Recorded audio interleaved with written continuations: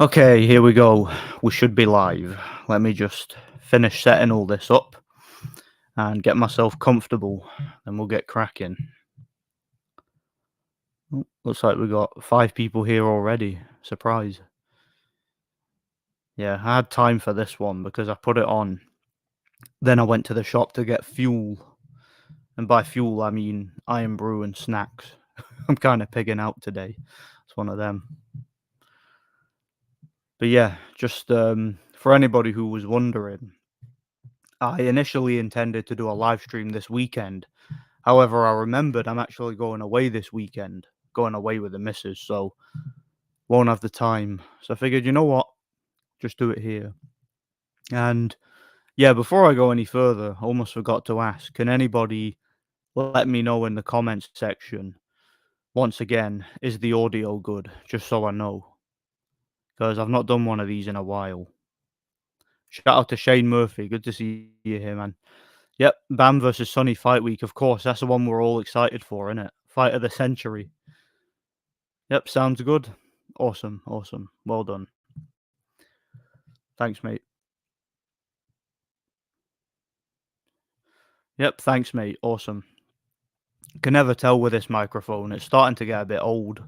So I'm always a bit wary of it, especially since my laptop, for whatever reason, every time I go on a StreamYard, it likes to turn down the sound settings for my audio input for some reason. I don't know why, but yeah, again, it's one of these hardware issues I'm still dealing with. Like sometimes I'll do a live stream and then later I'll do a video and then my audio will be all messed up because of it. It's a pain in the ass because you have to redo everything. But yeah, seems all right now. Hi, I'm new to the scene. Who are some good channels to follow? Well, there's quite a few of them. I'd follow Blue Collar Sports TV, great channel. I'd follow Thunderdome Boxing Talk. I'd follow Fight Film. There's a few guys still around. I'd follow the Fight Scout. There's quite a few guys who I don't watch a lot of boxing content nowadays, but there's definitely still guys around you can check out. But yeah, those ones I just mentioned, I'd give those guys a look, see if you like them. Those are the guys I pretty much follow, whatever they upload. Can you give us your thoughts on Bam versus Sonny versus Edwards? I think I've pretty much covered that fight every time I've been asked about it, and I see it the exact same way as I've always seen it. Sonny Edwards to me isn't a puncher. Not only is he not a puncher, he's also, in my opinion, a little bit fragile, a little bit chinny. He lacks physical strength, and he gets by purely on technical ability. But I don't know. I don't think that's going to be enough when he fights Bam Rodriguez because Bam Rodriguez has more technical ability than the guys that Sonny has been fighting of late. And in addition to that, he's also a knockout puncher, and he's also physically stronger. So I just think to me, Bam brings more to the table. He's the stronger guy, the bigger puncher. Sonny might have more boxing skills, but I don't think he has more boxing skill by that much, if you know what I mean. I think that the physical fighting ability of Bam might overcome it. So yeah, I'm favoring Bam. Plus, the fight's taking place in Bam's backyard. He's going to have the support from the judges, the referee, the crowd, the promoters. It's all going to favor him. So, yeah, I favor Bam to win the fight. I think there's a chance it might go the distance because Sonny will probably run once he realizes he can't win the fight. I don't think Sonny Edwards strikes me as the kind of fighter who will go out on his shield. So, I think it'll be probably a points win for Bam Rodriguez. A stoppage is possible, but I think the most likely outcome is Bam on points. So yeah, that pretty much sums up how I see it. Shout out to Boxing Fan. Good to see you here again, bro. God bless you, man. Shout out to Larry. Salute Nordic. Can we even call boxing a sport anymore? No, I haven't called it a legit sport in a long time. To me, it's entertainment for normies and casuals. And it's the vast majority of the time, let's be honest about it, is predetermined. And a lot of people are still in love with boxing. They can't bring themselves to admit that it's scripted and predetermined a lot of the time. And we saw this with WWE wrestling. There were still a lot of people who couldn't bring themselves to accept what that sport was. But At least with WWE, they're honest about it. You know, it's drama, it's entertainment. But with boxing, people seem to be really, really obsessed with it, and they seem to really struggle to accept the truth. But it is what it is, man. You guys know I've got no problem accepting the truth. You're gonna get the truth on this channel. Let me just open my crisps. I've got a big ass packet of crisps here to get me through this stream. Like I said earlier, I'm kind of pigging out today. It's one of them. See, because it's December, I'm not even like I don't even care what I eat. I'm eating whatever I want until Christmas. I'm eating steak dinners. I'm eating like turkey. I'm eating whatever I want, you know. And I'm drinking too much iron brew, but after Christmas, I'll get back on my usual routine, you know. That's good. But yeah, like I said, Larry, we can't really call it a sport anymore. It's just drama, kind of like WWE is, you know. It's um, predetermined exhibitions. Really, that's what it is, you know. And yeah, Bam versus Edwards. I've seen that fight the exact same way. First time I ever heard about it. First time it was in talks, and that is I just think Bam brings so much more to the table, you know.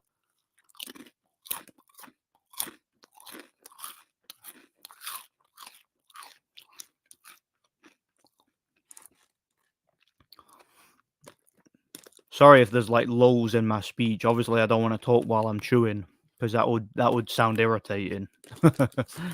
So if I do chew, it'll take me I want to chew properly before I start speaking again, you know. After seeing Chris Smith against Masternak, I can fully understand why he wants Riakporhe and not Jai Opataya. Jai would destroy him in 4 to 5 rounds. Oh, of course he would. Look, Chris Smith, I like the guy. He can fight and he's entertaining, but he's not a world-class fighter. He's not championship level. He won that world title because he was fighting an absolute fraud, an absolute joke in a joke of a fighter in Lawrence Okolie, a guy who should never have even been a professional boxer in the first place. That guy should never have been given a license. He didn't deserve one. All right. Lawrence Okolie had no business ever being in a boxing ring. He belongs at McDonald's flipping burgers. That's where he belongs. And he only got by because he was cheating his whole career. And referees were protecting him all night in every single fight. So thankfully, Chris Smith got that idiot out of the sport and exposed him as a hype job that he was. But Chris Smith isn't a world class fighter. I'm happy for him that he won the title, but he's not a world class fighter. It is what it is. And yeah, Jai Opataya probably stops him and probably does so easily, you know. I agree, but Bam struggles against good footwork. In your opinion, does Edwards have enough footwork to outbox Bam for 12 rounds? He probably does, but I don't think he will. I don't think he'll do it. You know, Sonny has never fought at that level before, and he's never fought anybody with the kind of power or tenacity as Bam. So I think Sonny could outbox him and win a few rounds, but I don't think he wins the fight. I think Bam catches up to him. I think he walks him down, and I think he lands the cleaner, more effective punches and wins on points. I could see Sonny getting dropped. I can see Sonny running, and I can just see Bam winning convincingly. I honestly think he will. I'm fairly confident. If I'm wrong, I'm wrong. I'm happy for Sonny if I'm wrong, but I honestly think Bam wins easily, and I think Sonny runs all night. I really do. I think by like the 4th or 5th round, Sonny will just be in pure survival mode. That's how I see it.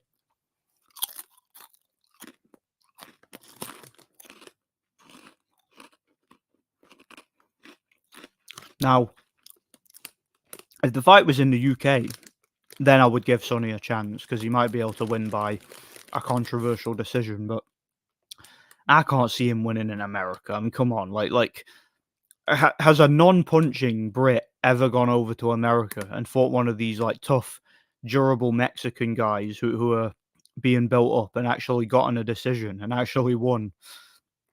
I just can't see it happening. Can't see it one bit. Where was I? Sorry. Oh, Mr. Svenotki. We got the legend in the house, Svenotki. God bless everyone. Yeah, God bless you too, man. God bless you every time. Sonny lacks the power to knock off Bam. I can see Sonny slip and turn Bam for a few rounds, but in the end, Bam will adjust and edge out the rounds. I got Bam close UD. Power will win it for Bam. Yeah, I agree. I think Bam wins on points. And I can't see Sonny keeping him off him for 12 rounds and being able to convincingly win rounds or win enough rounds to get a decision in the US. I think Bam's physically stronger. I think he's the bigger puncher. He's got the higher punch output. He's more aggressive. He's more explosive. He's more assertive.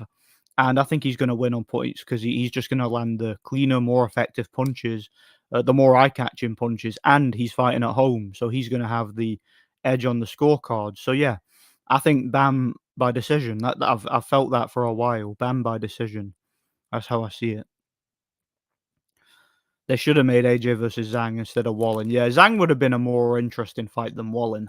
I think more dangerous. Zhang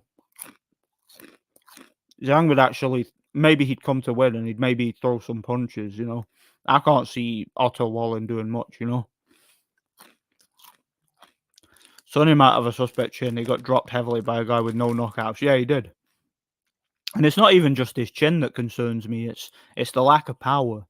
If you're gonna go over to America to fight an undefeated Mexican contender or champion and a guy with a lot of hype and who's been built up, you need to be able to do some damage.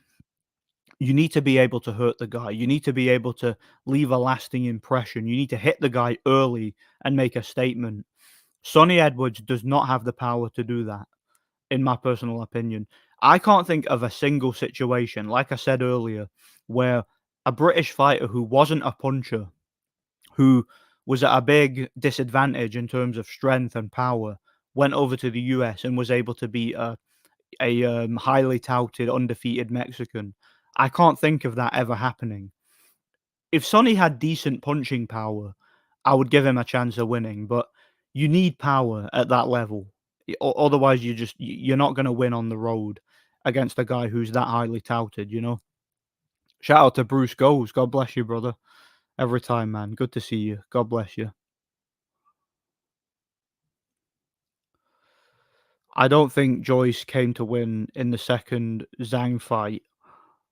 He seemed scared from the first bell. Yeah, he's just a punching bag, wasn't he? He just stood there and did nothing. I don't know what Joe Joyce was thinking about in either of those fights, to be honest. Hmm. Hey, how's it going, Steve? I'm scared to read that out loud in case there's some sort of scam. I don't know, but yeah, thanks for stopping by, Steve. God bless you. I never understood the boxing hipsters' love for Otto Wallin. Completely feather fisted and very, very negative to watch. I don't get this narrative that he's a huge threat to AJ. Yeah, he's not. Otto Wallin's a bum, let's be honest. That guy is living off of the fact he was able to cut Tyson Fury. That's his claim to fame, that he landed a punch and was able to cut Tyson Fury. But aside from that, done nothing. I mean, the guy looks terrible in fights. He went the distance with Adrian Granat, who was knocked out in the first round by Alexander Dimitrenko. So, going the distance with professional divers like Dominic Brazil and guys like that, going life and death with journeymen like Kamil Sofkolovsky. He's rubbish. I don't rate Otto Wallin one bit. He's absolutely useless as far as I'm concerned. Because he cut Fury and almost sheer luck. Yeah, by almost sheer luck, he's all of a sudden a top contender. Yeah, that's exactly what it is. He landed a shot, managed to cut Fury, and that's his claim to fame. That's what makes him a dangerous fight for AJ, supposedly. Yeah, do me a favor.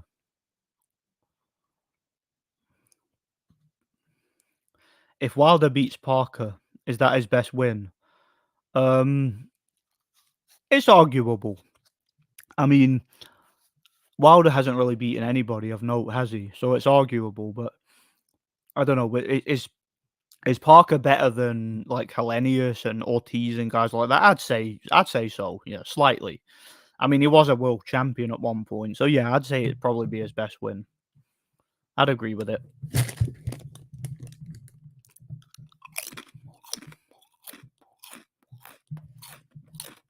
Triple B gave him two names, the Bummer and the Jugger Bum, yeah.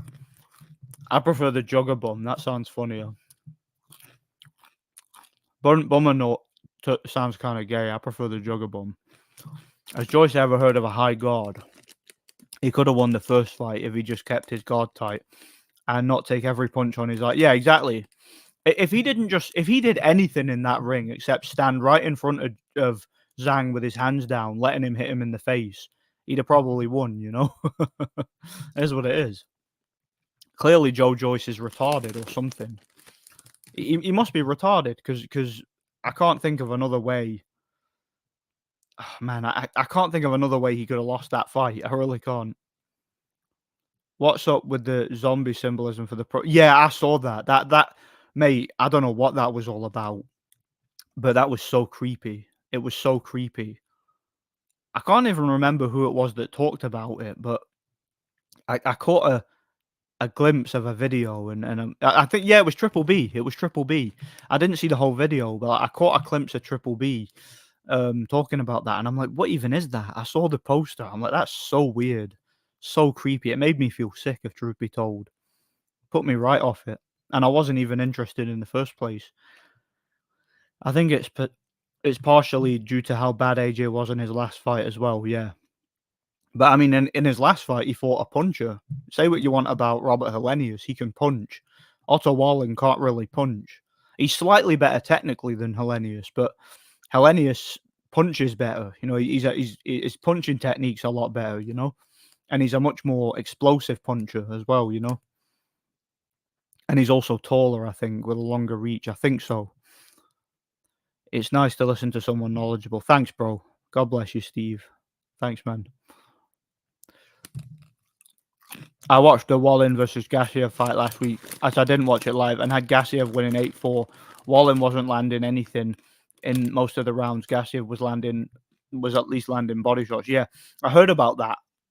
Like, people on my live were saying that that Gassiev clearly won it, but they gave it to Wallin. I assume they only gave it to Wallin because Gassiev is Russian, and because they probably already had that AJ fight lined up for Wallin. That's probably why.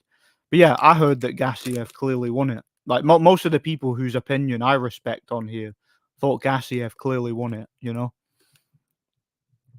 I didn't watch it, so I can't really comment on it. But I respect the opinions of people who I saw say Gassiev clearly won it, you know? Joyce gaining weight messed him up. He could not move those. 2 fights were winnable. The key to beating Zhang was to take him to deep water. Yeah, it's pretty obvious how you beat Zhilei Zhang. You take the Arthur Abraham approach, right? You let the guy throw punches, tire himself out, work your guard. Maybe you let him get a shot in here and there, but you make him overextend, slip under his punches, stick and move, hit the body, counter here and there with a big shot. And you just make him overextend. You make him work. You make him tire himself out. Then in the later rounds, you start applying pressure. You start working the body consistently. You start backing him up. And that was what Hrgovic kind of tried to do, but he was only partially successful doing it because I don't think he was in very good shape himself. But with the kind of stamina that Joe Joyce had and the durability that Joe Joyce had, he could have easily won that fight if he'd have just applied that strategy, you know? And like Sven was saying earlier, just put your hands up and use a high guard, you know? Daniel DeBom is the modern day Burt Cooper. He can punch, but has no chin and no heart. Yep, Daniel Dubois is a complete coward. It is what it is. Let's just call it what it is. I don't mean any disrespect to the guy, but he's cowardly. He can't will himself through a difficult situation in a fight. It is what it is. It's been proven now. You know where Triple B and Lee are been inactive. Yeah, well, Triple B made a video recently, but Lee hasn't made a video in a while, I think like a month or something. So I'm sure he's fine. He's probably just taking a break. I like those guys. I hope they're both okay. God bless them. I completely agree. I thought Gassiev won. Wallin was basically running through the second half of that fight, and I honestly think they gave it to him because of the Dmitry Salita connect. Yeah, maybe. That guy's a weirdo, by the way. I remember. Do you know? I vaguely remember I had a run in with that guy on what do you call it, on Facebook years ago. No, it wasn't him. It was that other guy. It was that Dmitry. Was it that Dmitry Sokotsky guy? It was one of them guys. But yeah, that Dmitry Salita, he is a weirdo. No doubt about it.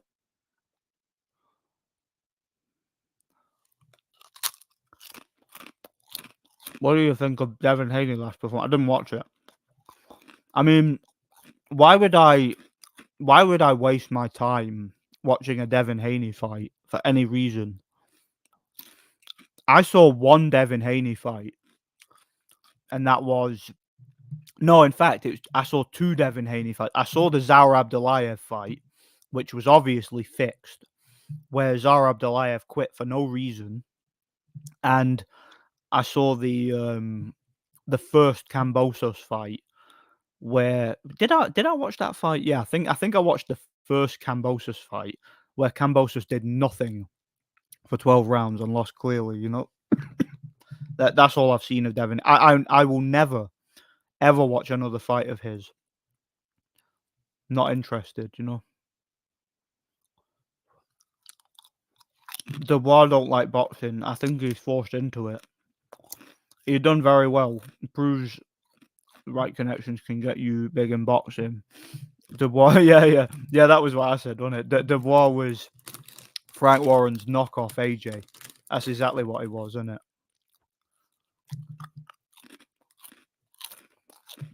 Zhang is extremely dangerous early, but his stamina is probably the worst I've ever seen in the top 10 heavyweights. Yeah, it's really bad. If you can get by the first 5 rounds, he has nothing. Absolutely nothing. Poor stamina. And he's very clumsy, falls around off balance. Zhang hand speed is impressive for his size. He does have quick hands. For a big man, he does have quick hands. There's no doubt about that. Particularly in that straight left hand.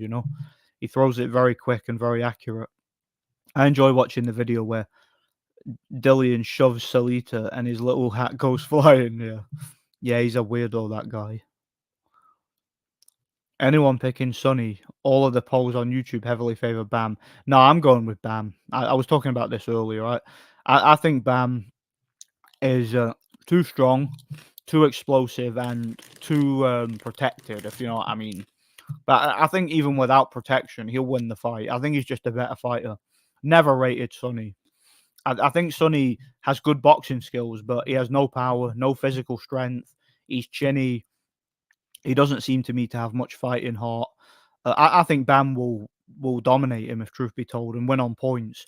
And even if Sonny is able to win some rounds, my opinion, he doesn't have the power to make any sort of impact. He doesn't have the power to land the kind of punches that would get the crowd excited and get him some rounds on the scorecards in America. I think Bam beats him convincingly and wins on points. That's how I see it. Prograis didn't even throw a punch in the Haney fight. He didn't want to accidentally knock him out. Probably. I mean, Prograis, what a disappointment that guy has been. He was a good fighter, but went completely backwards after the Josh Taylor fight. I thought Joyce's chin was overrated anyway. I think he has a very good chin.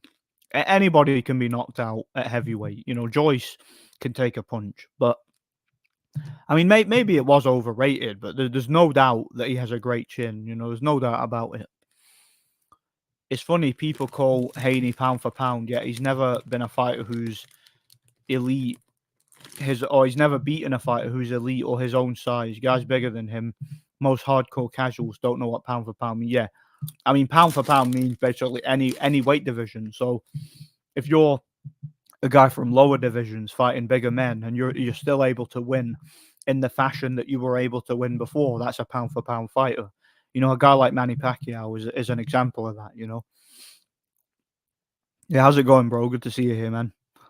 Happy holidays from South Africa. Awesome. I love South Africa, man. Please make a quick prediction for Inoue versus Tapali. Oh yeah, yeah. I do want to make a prediction video for that fight actually. Because I mean, look, I think we all know how it's gonna go pretty much, but I want to talk about it anyway because Tapal is a fighter who I don't know a whole lot about. In fact, I don't think I've ever actually seen him fight, but he has an interesting record. And there's quite a few people out there who think that he's a much tougher fight for Inoue than the previous opponent, Fulton, which I think he is. I think he's more proven than Fulton, and a bit more technically gifted. So it'll be interesting. Well, at last, anyway. I have Bam winning in rounds 10, 11. Yeah, I think Bam on points personally. I think Sonny will run. Sonny Edwards can run real good in the ring and survive, and I got a feeling he's going to do that here. I think Bam's going to beat him on points. Bam is overrated, but he's still more proven than Sonny. Oh yeah, without a doubt. Without a doubt. It could be a situation where the fighter beats the boxer because the boxer just can't keep him honest. He can't keep him under control, and the fighter has the power to change the fight with one hit. It's one of them type of fights. Yeah, yeah. So Sonny is at least better than Prograis. He is now anyway. What's the best non-heavyweight fight that can be made in boxing? For me, it's Bivol Beterbiev. I agree, Bivol Beterbiev, but I don't think that fight will ever happen for several reasons. One, it seems like the establishment don't want it, but also I don't think Dmitry Bivol wants it. Um, Something about Dmitry Bivol tells me he doesn't want that fight, and that if he did want that fight, he would have made it happen by now. I don't think Bivol wants that fight. I don't think it'll ever happen. If I'm wrong, I'm wrong, but I don't think so. At least Sonny versus Bam will be a real fight. Flyweights don't have enough money to fix fights for them. Yeah, I agree. I think that's a real fight. And I think Sonny is taking it because he's got nowhere else to go. His fights, there's no way his fights make money. There's no way he's like a millionaire or anything like that. This is the only route he has to get a good payday and to cash out a bit. But I do think it's a real fight. I do think he'll try, but I mean, good luck to him, but I think Bam will win. I do.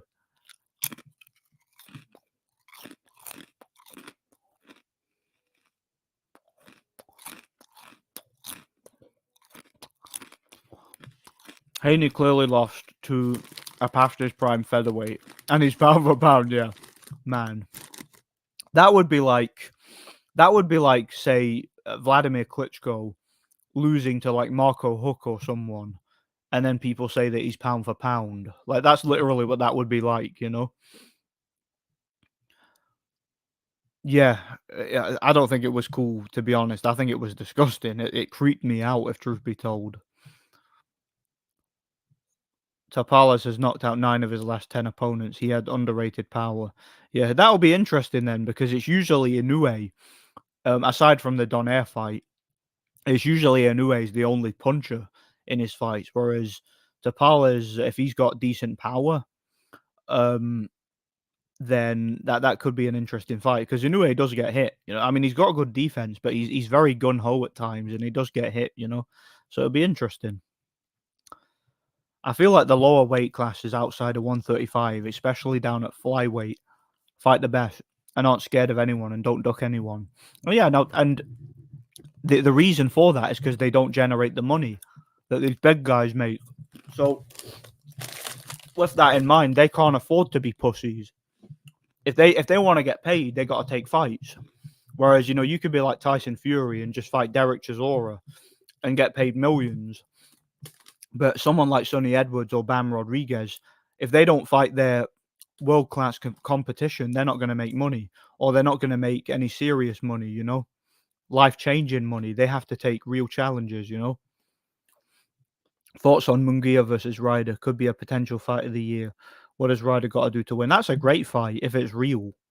If it's real, but I don't know. Will it be real? I mean, Ryder threw the fight against Canelo, so who's to say he wouldn't throw the fight against Munguia? If he comes to win, it's a close fight, but I do think Munguia's size and strength will probably get him the win.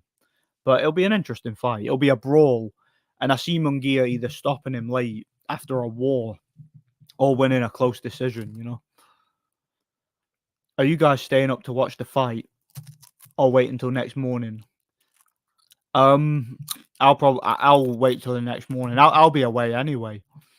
I'm going away this weekend for a few days with the missus. I'm staying in a hotel, so I probably won't be watching it. I can probably catch it another time, you know, if I feel like it. What are your thoughts on Robeisy Ramirez? Did he lose? I didn't even know that. The fight seemed very suspicious. I don't know. Something about that fight that seemed off to me very suspicious. I don't know. I don't know who he lost to. I didn't watch it. I knew he fought. I didn't know that he lost.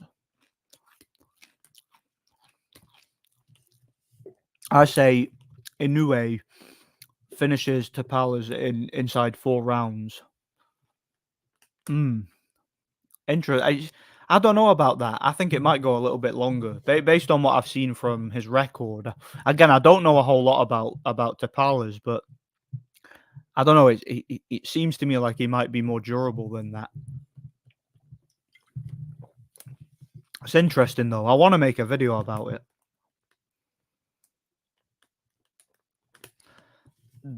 Wait, where was I? I'm missing comments here. Right, here we are. I think I can answer that, Sven.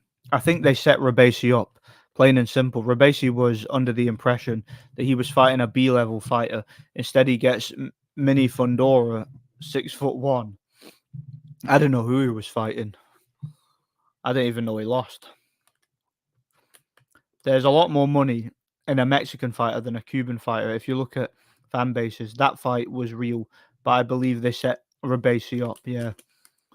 Yeah, I liked Robeisy Ramirez. I thought he was very talented, but I never thought he'd be like a big name or a star or anything like that. You know, it's a shame, but it's what it is. Some guys get the preferential treatment and the protection. Some guys don't, you know. Yeah, that guy was literally twice the size of Ramirez. Yeah.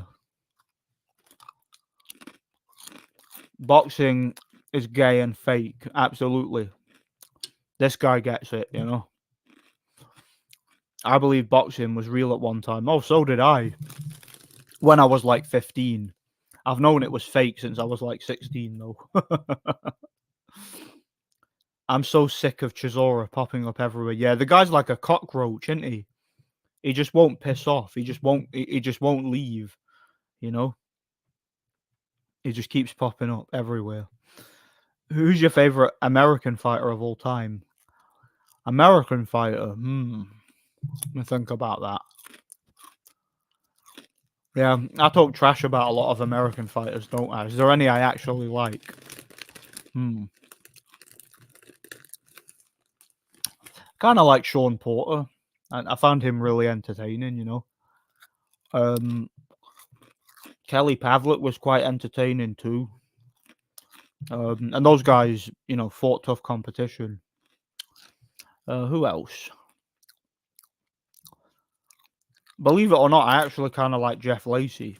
I know he got battered by Kazagi, but his fights were actually really entertaining to watch as well. And he seemed somewhat humble. There's a few of them I like, you know.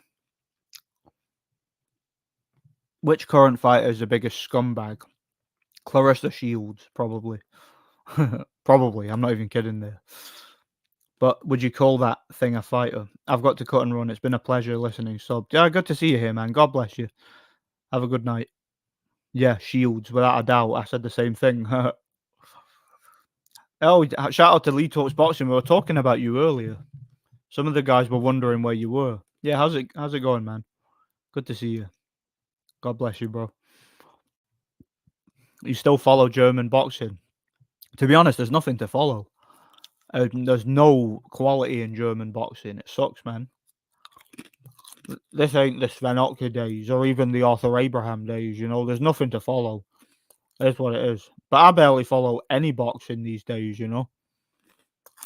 Clarissa Shields thinks the guy who dropped her has loaded gloves, but in reality, it's the first time a man has thrown an actual punch at her. Yeah, I mean, Precise was talking about this today. Clarissa Shields should be in prison. I mean, that's attempted murder. She just snitched on herself and said she went to get a knife to stab the guy. So send her to prison. Send her to a man's prison so she can get beaten up every day by men. That's what she wants, isn't it? That's what she asked for. So yeah, there we go. Share a prison cell with some big like 6'5" black guy, and he can do what he wants with her. She can handle it, right? She's a strong, independent woman who don't need no man. She'll be fine. People still think that Inoue is a hype job, while some people think that Tank is a top 3 pound for pound fighter. Well, those people are retards, is what it is. And yeah, for those of you who don't know, this live stream isn't going to be for the faint of hearted. This is not for grandmas. This is not for easily offended people. This is for based alpha male warriors.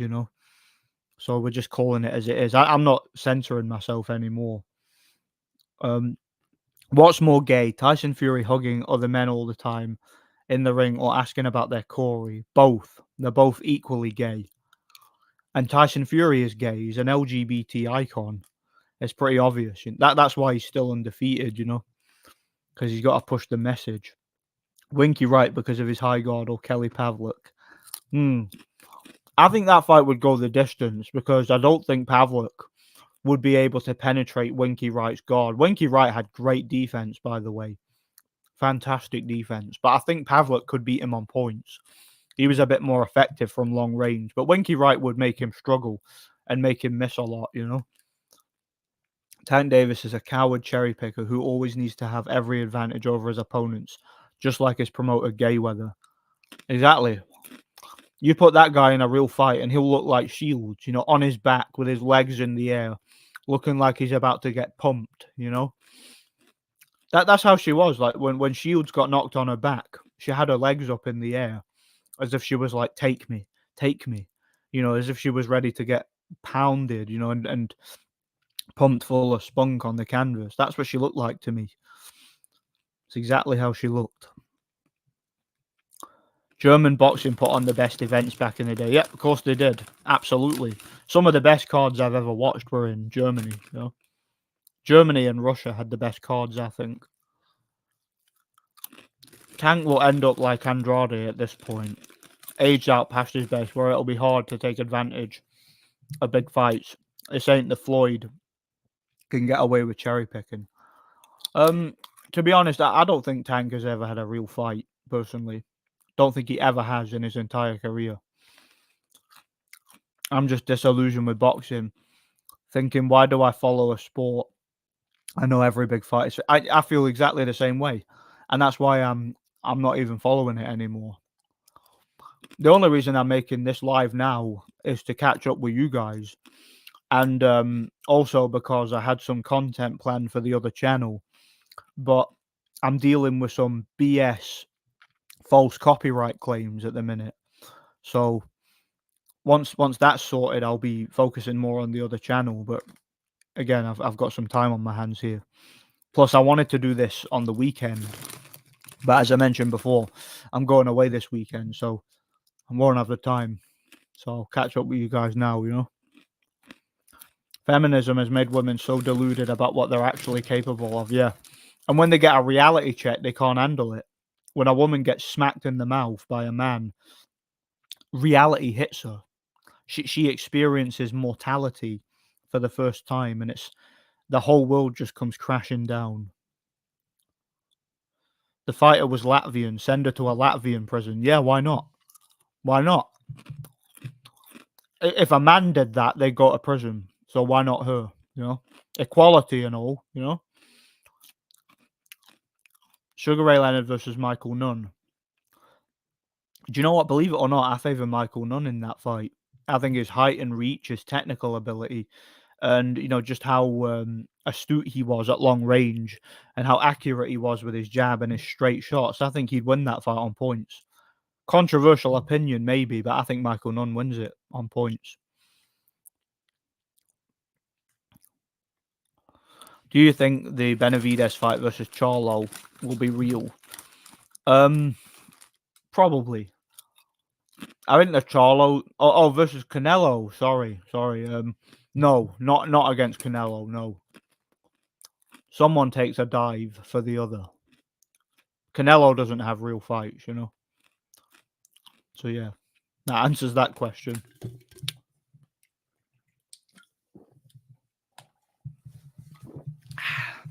Oh, nothing washes down a packet of crisps better than a nice cold iron brew. I'll tell you that. Charles Brewer was a very good US fighter back in the day. He arguably beat Oki in the first fight and gave Kazagi a much closer fight than the scorecard suggested. Yeah, he was good. He was a decent fighter. He had like good hand speed. He was a good mover in the ring, good jab, and he was a bit underrated, I think. A little bit better than his record suggested, you know. And he was a world champion for a while, you know. Still remember when Tyson was somewhat based. I miss those days. Yeah, that BBC radio interview, something else. I've still got that. I keep meaning to re-upload it. I'll re-upload it very soon. I promise. I'll re-upload it on a different channel. Because if I re-upload it here, it'll get censored. Hopkins deliberately headbutted Winky to cut him, to take him off his game plan. Yeah, he did. Some people actually thought Winky won that fight. It was close, but could have gone either way, in my opinion. But some people thought he won, you know. And yeah, Hopkins deliberately cut him, which was disgusting, and he should have been immediately disqualified for that. Yeah, apparently Shakur got a gift, but I don't care. Shakur's fights aren't real. And when they are real and he gets beat, they just bail him out with the judges anyway.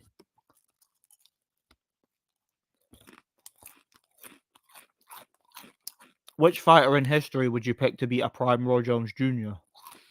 I'm assuming you mean in the division that Roy was most established in. So like light heavyweight, super middleweight, round about there. Well, there's quite a few guys who I think could beat him. I mean, Darius Mikuchevsky would have been a really hard fight for him. Same with Rogiani, the guy who he was ducking for years. Kawasaki would have been a really hard fight. Guys like Sven Otke and who else? Guys like Michael Nunn and whatnot. They would have all been a hard fight. Jared McClellan would have been a hard fight. A lot of guys would have been a hard fight for him, you know. The guy who knocked out Claressa is named Artur Akhmetovs. He got KO'd by Rolly. He doesn't even box anymore. And he still fucked her up, yeah. Well, he's a male. So any male, any adult male who can actually throw a punch knocks out any woman on this planet easily with one punch. Just biology is what it is. Get over it, bitch. Get back in the kitchen and make me a sandwich, Clarissa. In fact, I wouldn't even want a sandwich that she touched. That would be disgusting, you know. She can just go into a coal mine or something. Just miles, do something that keeps her away from civilization. An old retired journeyman beat Clarissa tells you about the level of women's boxing. Yeah, women's boxing is trash, absolute trash. Oh yeah, the Povetkin Watt card was a great one. I've got that on Blu-ray. Great card. Yeah, with Lebedev and Troyanovsky and that on the undercard, and Kudryashov and that. And Bivol, I think, was on that card too, if I remember rightly. It was a good card. Do like brothers and sisters and cousins? I must have missed something there. Yeah, Michael Nunn was good. Very, very talented fighter, you know. Will Tyson Fury go to Jock Sport Joe Parker in the Day of Reckoning? Sorry, I read that wrong. Will Tyson Fury go to Sport Put Joe Parker in the Day of Racking? I don't know, man. I'm confused. Can Thomas Hearns KO Canelo? Yeah. KOs Canelo in a few rounds in a real fight. If he remembers to throw straight punches at his head, and not miss them on purpose. I gained a new level of respect for Benavidez as he destroyed Andrade, the Andrade boogeyman narrative. Yeah, Andrade. It was so sad for Andrade because he couldn't get a fight because everyone was ducking him. But then every fight he was offered, he was no, that guy doesn't deserve to fight me. I'm the great Demetrius Andrade. I'm the boogeyman. He hasn't earned a shot at me, but I can't get fights. Poor me. Canelo's ducking me. Do you know what? It's not often I would praise Canelo, but Canelo had every right ducking that guy. He had every right. I'm glad he didn't give him a payday. And now he's been exposed. It is what it is.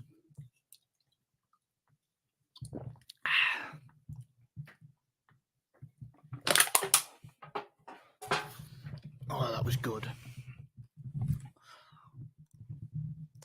1 second while I adjust this. Got plenty of comments to get to. Here we are. Where was I? Maybe a controversial question, but who controls boxing? The promoter or the betting industry? Well, it's a little bit of both, but I'd say it's more the betting industry because that's where the money in boxing comes from. The money in boxing doesn't come from pay-per-view sales or ticket sales. The money comes from what's made on the gambling side of things, That's who runs boxing, the gambling industry, and the satanic elites that run the entertainment industry, BlackRock and companies like that. We've talked about it before, It's these shady elites who are faceless and nameless. They're the ones that really run it, Is what it is. Brewer was only competitive because he was twice my size. Yeah, he was significantly bigger, and you still outboxed him. So good on you, Anthony Joshua versus Otto Wallin next week on December 23rd on DAZN, live in Saudi Arabia. Absolutely. You let people know. Shakur is the most overrated boxer today, and that's saying something with the amount of hype job bums out there. Yeah, there's too many of them, Boxing in the 2000s seemed to be much better than today.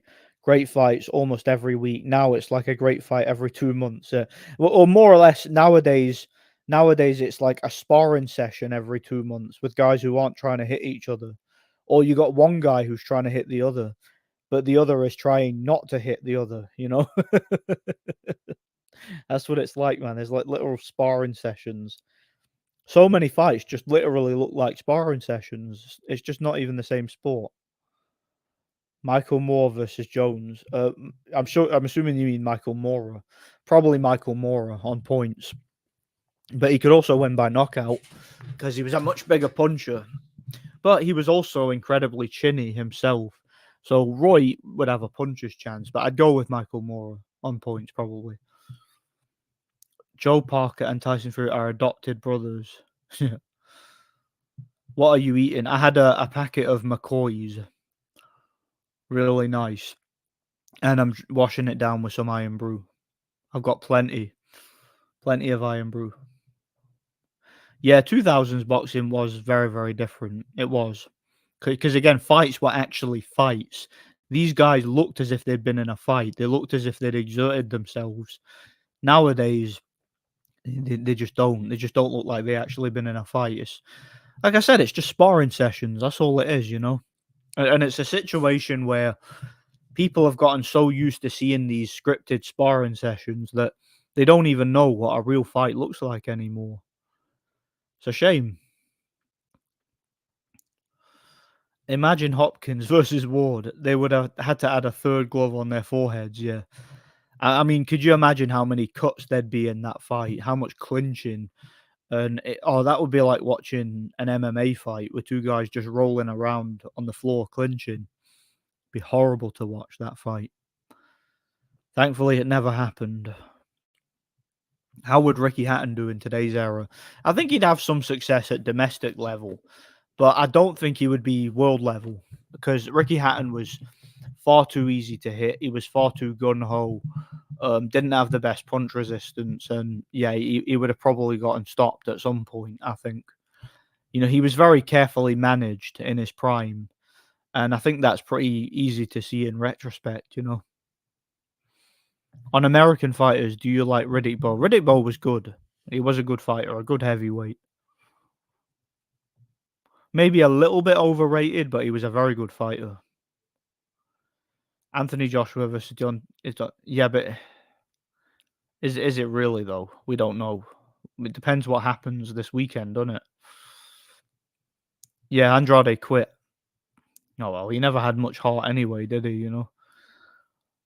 And I saw right through the Andrade scam really early on. The guy was a complete grifter. Wilder sucks. He shouldn't even be allowed a boxing license. Yeah, yeah, but his fights aren't real. But try telling that to these flipping normies, that can't, they just can't handle the truth. They would rather you sing them to sleep at night, telling them how great Wilder is and how real the sport is.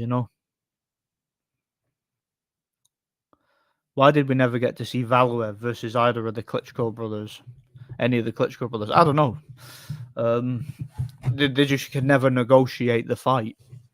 But it would have been interesting. I know that there was talks of both of them fighting Valuev at one point, but just never materialized. Promotional differences and stuff like that. They fought on different networks and stuff. It is what it is.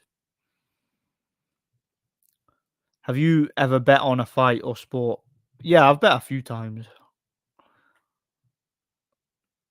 And I actually bet on Deontay Wilder this weekend, but it's bugger all though. It's because he's a big favorite. It's like it's relatively inconsequential what you make from it. I'm also thinking of placing a large bet on Tyson Fury when he fights Usyk because I'm hoping Usyk's the favorite because I'm pretty confident Fury will win that. So I'm thinking of betting a lot of money on Fury.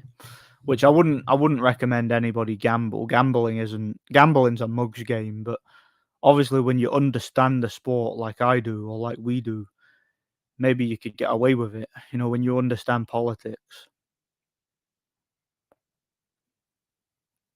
Yeah, people were built differently. People were a lot less sensitive.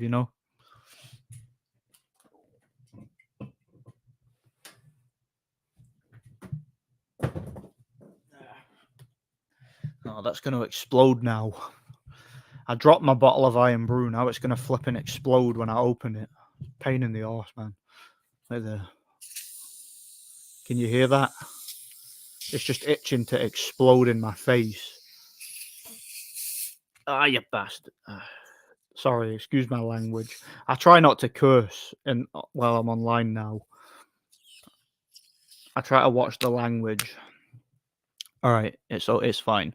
Where was I? Deontay Wilder was the dark side of boxing. Yeah, yeah. He was manufactured, complete and utter fraud. Anybody who refused to lay down, quote unquote, failed a drug test.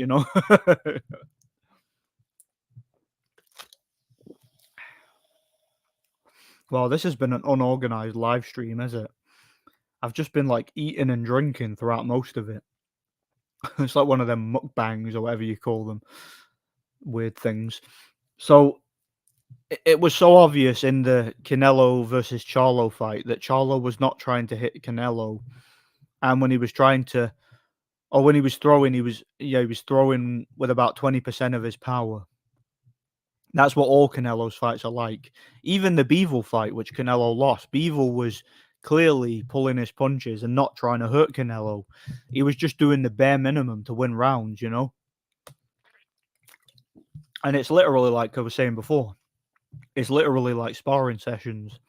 These guys are taking it easy on him, tapping the gloves, throwing to the side of the head. When they do land a shot, they pull it so they don't make full contact. It's like a receipt, like you get in WWE when they pretend to punch each other. Sometimes I suspect they even add sound effects, like they do in WWE. Canelo is a complete fraud. I would beat him in a real fight. Totally agree, Nordic. The sport has been turned upside. Most of all the big fights are fixed and people can't tell the difference between a real or fake anymore. It's a shame, yeah. Yeah, absolutely. Boxing is a mess of wrestlers. Yeah, actual WWE wrestlers. They might as well be, you know. I actually have respect for Tio for beating Taylor, even though Taylor was naturally bigger. Taylor never robbed Catterall. That's just a British narrative. Yeah, well, that's talking about fixed fights. That's another one right there. I mean, come on. I mean, Taylor goes out there. Let's describe that fight, shall we? So Taylor goes out there in the first round, beats the absolute piss out of Teofimo Lopez, shows that he could take the guy out in 2 rounds if he wants to, because he can land whatever he wants on him. Then, after the first round, he just stops and he doesn't do anything for the rest of the fight. I mean, I've seen enough scripted sparring sessions to know what that was. I mean, come on. If Rolly can get a belt at 140, Hatton could. Oh yeah, without a doubt, he would definitely get a belt. But if he was fighting world class competition, he would lose eventually, and he would get taken apart. You know, and if he wasn't as carefully managed as he was in his career, you know. I think Tio fights Jose Ramirez, Matias, and one more fight in 2024. He might be fighter of the year next year. Tio's a bum. He's a wild swinging, glass chinned, emotionally retarded idiot, and he can't fight, and he's never had a real fight in his entire life, in my opinion. I think Parker will beat Wilder if the fight is real. It probably won't be though. Wilder's never had a real fight. He doesn't accept real fights, so I mean, of course it won't be. Your UFC or boxing? Boxing. I'm just not a fan of UFC. I just don't like it. You know, I don't find it entertaining. Nothing against it. I know people who compete in MMA, but I'm just not a big fan of watching it. I'm more of a boxing fan, or at least I was up until recently. You know,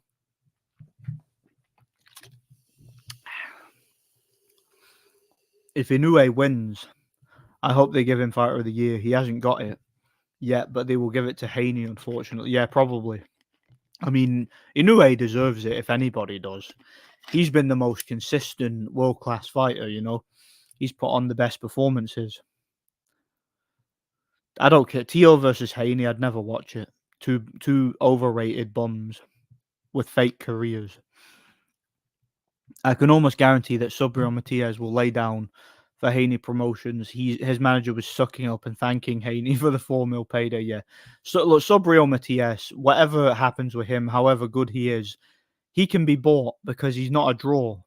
So he'll look for his retirement payday, which is to sell himself. It's a business contract, right? To sell his career, his record, and his credentials, and whatever title he may or may not have to the A-side fighter who's being built up. That's what Subriel Matias will do. You know, it is what it is. I think you know what I think of Tio. You know, he sucks. He's a bum. Dillian White, well, he failed that drug test for the AJ rematch that was supposed to happen, but I think he's probably facing a ban because of it, you know. Valuev said if you beat one of them, you will contractually have to fight the other, but or something like that. That's why you don't. Yeah, that's the thing. Klitschko's used to have that in their contract where if you defeat one of them, you've contractually instead of a rematch clause, you got to fight the other one. Well, I mean, if Valuev believed in himself, he would fight both of them. Why not? You know, it's two big paydays, two title shots. It is what it is. I don't see why that would be a problem. You know, it's a good opportunity. If Matias is being paid 4 million to fight Devon, you know that was to buy his belt and his own. Yeah, exactly. Like I said, it's a business contract. He's selling himself. He's selling his credentials, his name, and his title. You know. Thoughts on Smooth Critical? What about him? What about Smooth Critical? What's he been up to now? I don't know why. Is there a story there? What's going on? What's he been up to now? Would you rather drink nothing but diet Iron Brew for a week or spend a week in the hood with Clarissa? Oh man, like these questions. Probably I'd rather spend a week in the hood with Clarissa because then maybe she'd ask me to spar and I could lay her out, you know. So yeah, I'd probably rather do that than drink the diet Iron Brew, you know. The way boxing has marketed itself, you would think that Haney, Tank, and Shakur are the only fighters in the sport. Every European or non-American fighter's accomplishments are always downplayed. Yeah, exactly. And when one of these non-Americans or Europeans finally gets put into a position to fight one of those guys, all of a sudden they just forget how to punch. You know, they forget how to fight. And they lose. You know, you curse as much as you want. Yeah, man. I don't know. I try not to these days. I'm more mature. What's the drink you said you're sipping? Sorry, I'm in the USA. No, that's fine. It's Iron Brew. It's a very popular Scottish drink. It's basically it's a soft drink, a fizzy drink. Yeah, so it's like non-alcoholic. But yeah, it's a very popular Scottish soft drink, and it's very nice. I'd recommend it. Anthony Joshua versus Tyson Fury will happen. I don't know when it will happen, if ever. I don't think it will ever happen. You know. Tank is a joke. This 5 foot tall dude with T-Rex arms is gonna bear everybody. Yeah, right. Yeah, I mean, all these big, massive guys and big punchers are scared of that little midget. Really? I mean, come on, man. Any half decent fighter in that division would beat Tank. Come on now, in a real fight. What fighters do I follow now? To be honest, I don't really follow any fighter now. I, I don't even really like boxing anymore. Truth be told, I know it's a bit weird saying that given the nature of the channel, but man, it is what it is. I just don't. Yeah, yeah, the Wilder versus Hellenius. Wilder's pinky finger skims Hellenius's nose, like literally his nose, not even his head, not even his chin, nothing. Skims his nose with the pinky finger, and they added a boom, boom. It was like it was literally like one of those old westerns. You know, you watch one of those old westerns, and one of the guys will slap the other, and it'll be like a big smack. It was like that. It was a boom, like a shotgun blast or something. And yeah, the normies were all shocked. They were, whoa, the power. And oh, this guy, look how powerful he is. Yeah, whatever. Yeah. Yeah, well, I'm no normie. Shout out to CBP. Good to see you, bro. God bless you, man. I'm truly sick of the American centric boxing narrative revolving around these American hype jobs who always get all the robberies, shady fight. Yeah. Everything just the red carpet is rolled out for these guys and they get everything their own way. It's a shame, man. Caleb Plant forgot he had a right hand when he fought Canelo, and I still had him ahead before the stoppage. Yeah, he was going easy on him. It was like these guys who spar with Clarissa Shields and they're trying not to hit her. And then when that one guy accidentally threw a punch, he knocked her out, you know. They'll have to be careful with Canelo, basically, not to accidentally knock him out like they did with Clarissa, you know. I'm not sure the Taylor versus Teo fight was fixed. I just think the jabs that Taylor took may have ruined him. Look, at the end of the day, like I said, Taylor came out in the first round, beat the piss out of Teo, showed what a bigger man, stronger man, more technically astute man is supposed to do with a smaller, weaker opponent, beat the piss out of him, showed he could land whatever punch he wanted at any time in the fight, and could have taken that. That should have been a second or third round TKO, but then he just stopped after after round one. He's like, "All right, I've proven that I'm the better fighter, and that this guy's shit, and I can take him out anytime I want." And then he just stopped and did nothing for the rest of the fight. I mean, do, come on, man, do me a favor. You know what that was. You know exactly what that was. And the fact that they agreed to fight in T.O.'s hometown, despite the fact nobody even knows who the guy is, and he had no name value, no undefeated record, no title, but they agreed to just go over there and have that event where it was. It was a business transaction, And let's not forget there was some talk in the media about Top Rank wanting to get Tio that title. And it seems to me like they sold it to him, you know, that Taylor sold the title, sold his credentials, just like Regis Prograis did last week with Haney. You know, he basically sold his title, sold his credentials, didn't come to win. It was the exact same situation, you know. It was a scripted sparring session. Sometimes I just want to listen to breakdowns on real fights and not keep having these hype jobs shoved in my face with their fake ass fights. Oh yeah, I agree. I agree. It's what's even the point in prediction videos now when the first thing you got to think about is will this be a real fight? That's literally the first question you got to ask for any fight. Taylor, who's a real fighter, gets endless disrespect, but Tank, who's never had a real fight, is the pound for pound GOAT boxing fight. Yeah. Well, I mean, that's probably why Taylor threw the fight. Like, he probably realized he was never going to get any respect from boxing fans. I mean, he saw, and he talked about this openly about how guys like Jake Paul were getting all this praise and all this promotion and all this adoration and money and all that stuff, and they weren't even having any real fights, whereas he was fighting at world level and was being disrespected. And I think after the Catterall fight, he just gave up on boxing because he realized that boxing fans are a bunch of reprobates and a bunch of degenerates.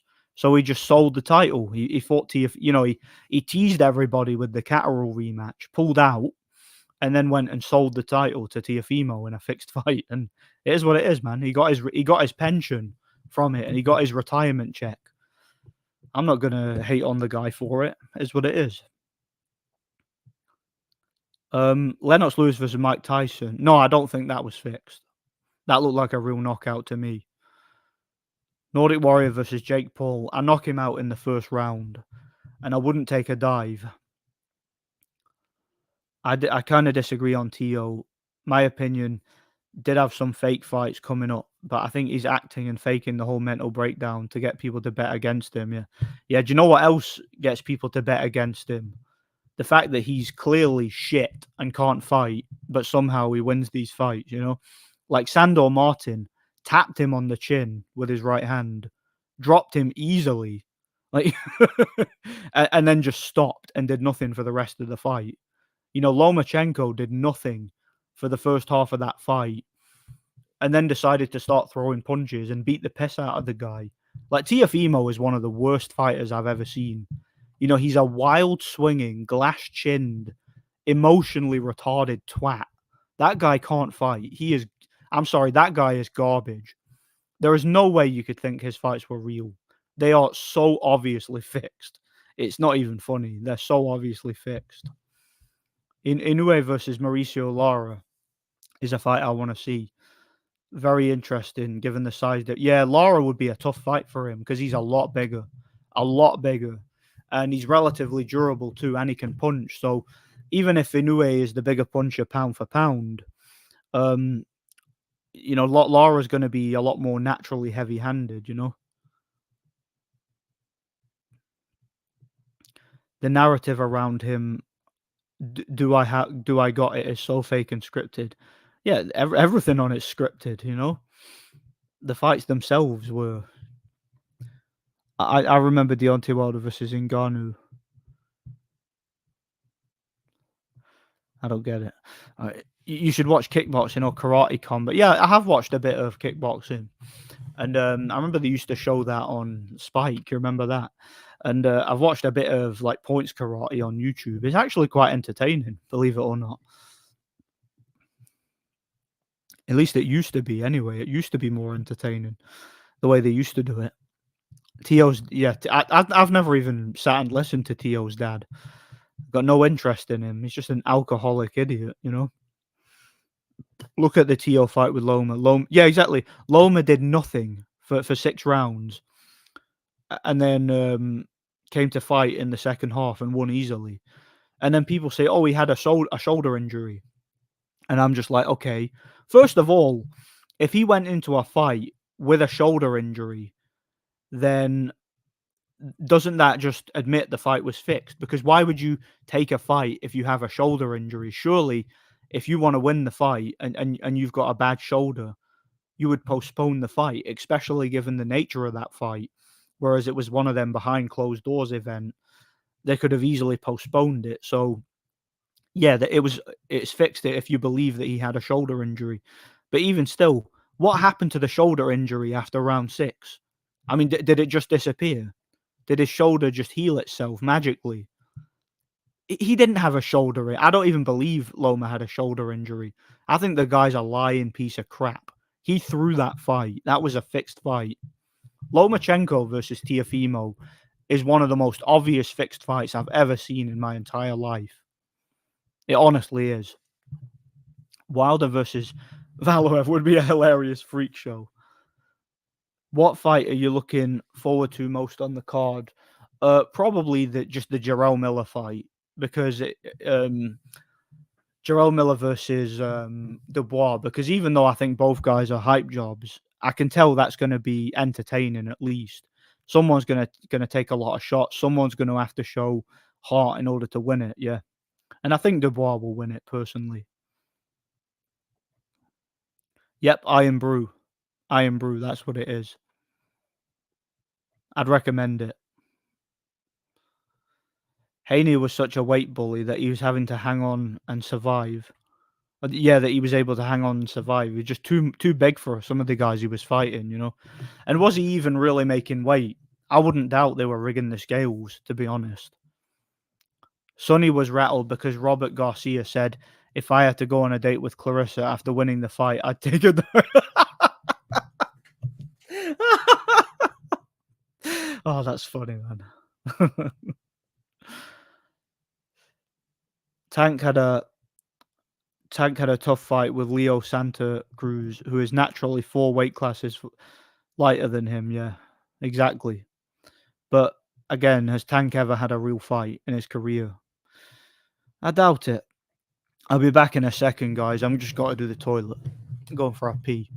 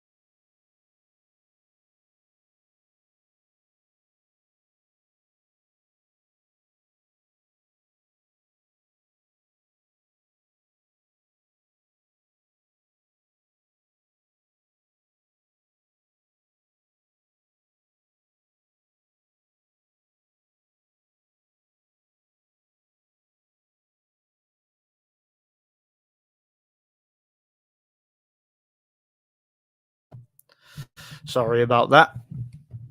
All right, where was I? I don't think Fury will fight Joshua. No, well, he's got no reason to, has he now? I think the Usyk fight, if it happens, will probably be his last fight, personally. And he'll probably just have like exhibitions after that, WWE and stuff like that. I mean, he's done it before, hasn't he?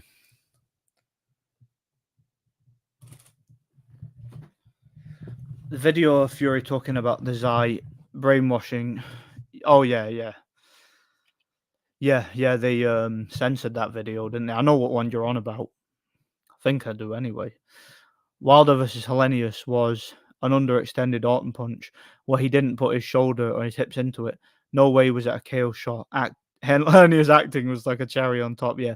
But the worst part about it for me was the fact that it skimmed his nose and yet there was a shotgun blast sound effect. That was just overselling it, if you know what I mean.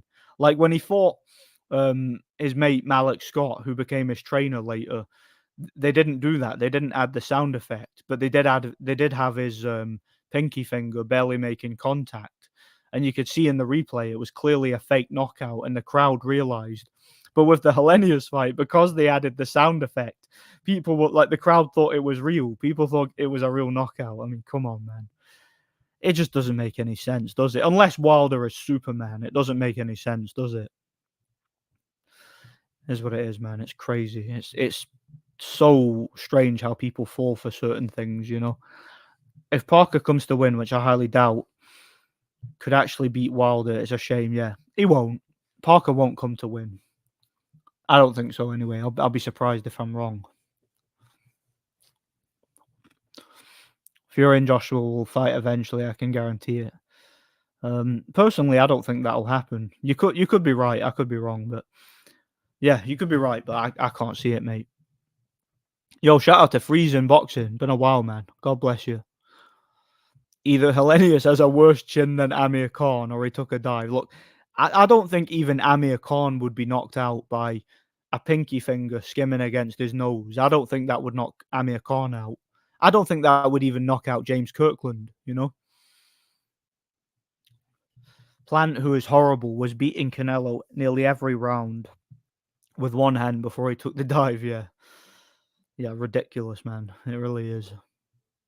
Whoever wins, Joshua, Otto Wallin. I don't know, man. I don't know. Are you working on any new videos? I've got a couple of things for this channel in development, but nothing's finished. I was actually I put a lot of effort into my other channel this month, but the problem is, as I've said in the description, I got hit with a bloody another false copyright strike. You know, some BS company is trying to claim my content, and I just got done winning a counterclaim against a false copyright strike I got. So yeah, it's the second time in a couple of months. So I've got to deal with that. So there's a couple of things I was meant to upload this month, which I won't be able to. Or, well, I can, but I'm not going to because I want to get that sorted out first. So it'll probably be quiet in terms of videos this month, but there'll be something. I'll still keep you guys posted. Joshua versus Fury happens.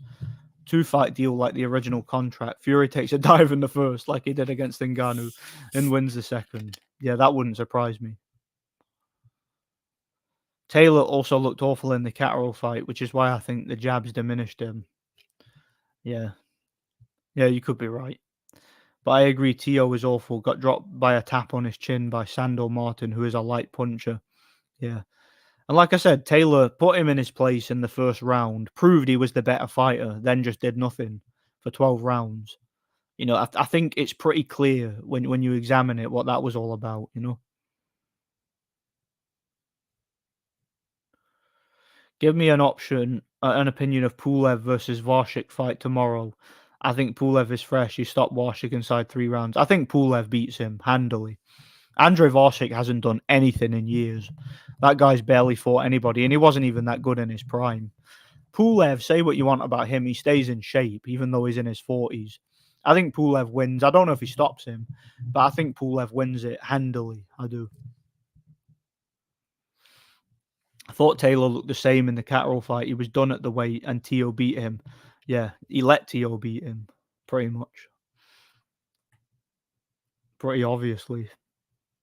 Yeah, a platinum heavyweight championship. I agree. He took a dive against Tiafimo. He never put it on the line to win, unlike against Catterall, where he showed real grit to win the last 4 rounds and get the decision. Yeah, yeah, he got the win against Catterall. He put it all on the line, and he did everything he could to get the win against Tio, who, like I said, is a glass-chinned, wild swinging midget. Who he showed in the first round he could dominate easily because the guy has no defense and can't take a punch. He just stopped. He just stopped throwing punches, stopped fighting, and he let the guy off the hook. He just sparred with him for the rest of the fight. You know, it became a Canelo fight after round 1. Is what it is. Also, if you're losing to Kambosos, you can't be that good. Exactly, Kambosos is garbage. He's one of the worst fighters I've ever seen even fight for a world title, and he beat Teofimo. So Teofimo's garbage, and that was I don't see how anyone could think that was a real fight. I honestly don't. I shake my head at just the thought of people actually thinking that it was a real fight. Teofimo used to get banged up by Midget Tank in sparring. There's YouTube of it. Teofimo isn't a real fighter. Yeah. I don't think he's ever, aside from the Kambosos fight, I don't think he's ever had a real fight. And let's not forget, he left Top Rank, right? And then fought Kambosos on like a neutral card. He got beaten up, lost the fight. Then what did his dad say in the post fight interview? He said, "We should have stayed with Top Rank." That was what he said. After losing for the first time, he said we should have stayed with Top Rank. Then what happens? He goes back with Top Rank and he beats world class opponents.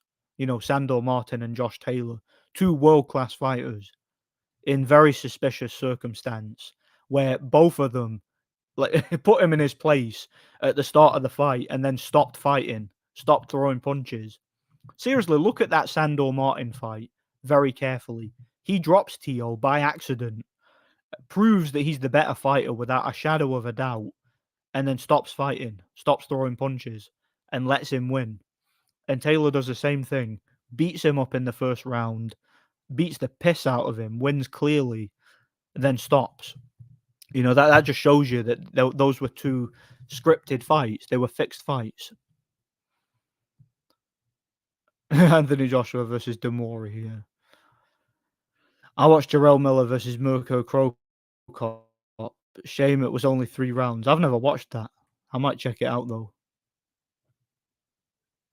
Yeah, same thing with the Pacquiao Mayweather shoulder injury. I mean, you know, Pacquiao was lifting his arms and throwing right hooks, so I mean, he can't have had that much of a shoulder injury. You know, I even thought that at the time.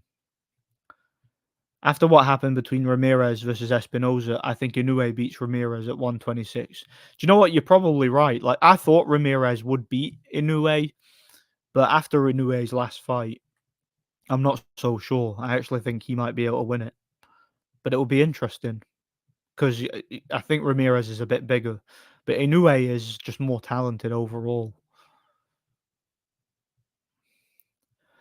Not many people accept it. They don't want to believe it. Me and Nordic were the only ones saying it after the fight. Yeah, exactly. We were saying it immediately. You know, we were. I would pick Inoue to beat Tank if the fight was real. I agree. I mean, Tank's a lot bigger, but Inoue's big enough to beat him in a real fight. I thought Iron Brew was alcoholic. No, it's not alcoholic. No. Interestingly, it was made as a substitute to alcohol because, like, shipbuild, or so I've heard anyway. Shipbuilders in Glasgow used to get drunk on the job, so they wanted a drink that would give them like a kick and like get them high and shit, but it wouldn't get them drunk. So they made Iron Brew, and it fit the bill. It's a perfect hangover cure. Yeah, good to see you here, man. Have a good one. God bless you. Wilder looks like he's gotten even worse in that fight somehow. It's probably past his prime. I mean, Wilder's pushing 40, isn't he? So maybe. Yes, absolutely. Well, we know that Canelo has been suspected of being involved with the cartels. I mean, look at what happened to his brother, for example.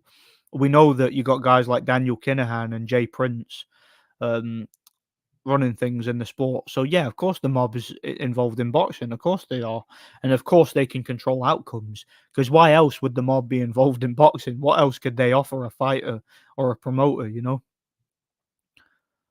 why would a fighter hire a mobster to be his manager or representative? You know, or advisor or promoter, whatever you call them.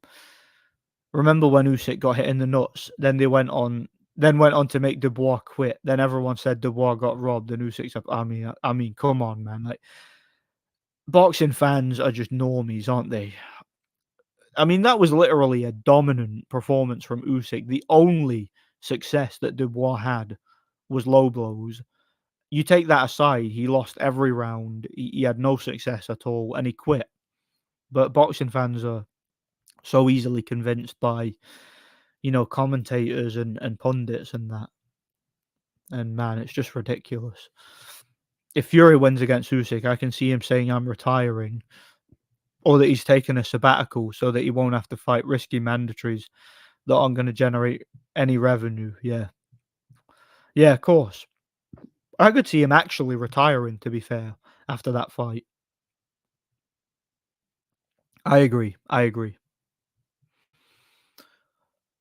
Scott's trying to teach Wilder all that slick back foot crap, and Wilder is clumsy as gets, so naturally he's looking garbage. Yeah, you can't teach an old dog new tricks. You're not going to teach a guy like I don't know, like Ruslan Provodnikov how to box, are you? So why would you teach Wilder how to box? But his fights aren't real, so it doesn't matter. The full video, I think, was saying someone was saying it got censored. What's your reaction to the great Demetrius Andrade getting knocked out by the legendary Benavidez? Well, Benavidez defeated the Boogeyman, didn't he? So I take it he's a new Boogeyman based on that. So yeah, everyone's going to be scared of Benavidez. He's the man who beat the Boogeyman.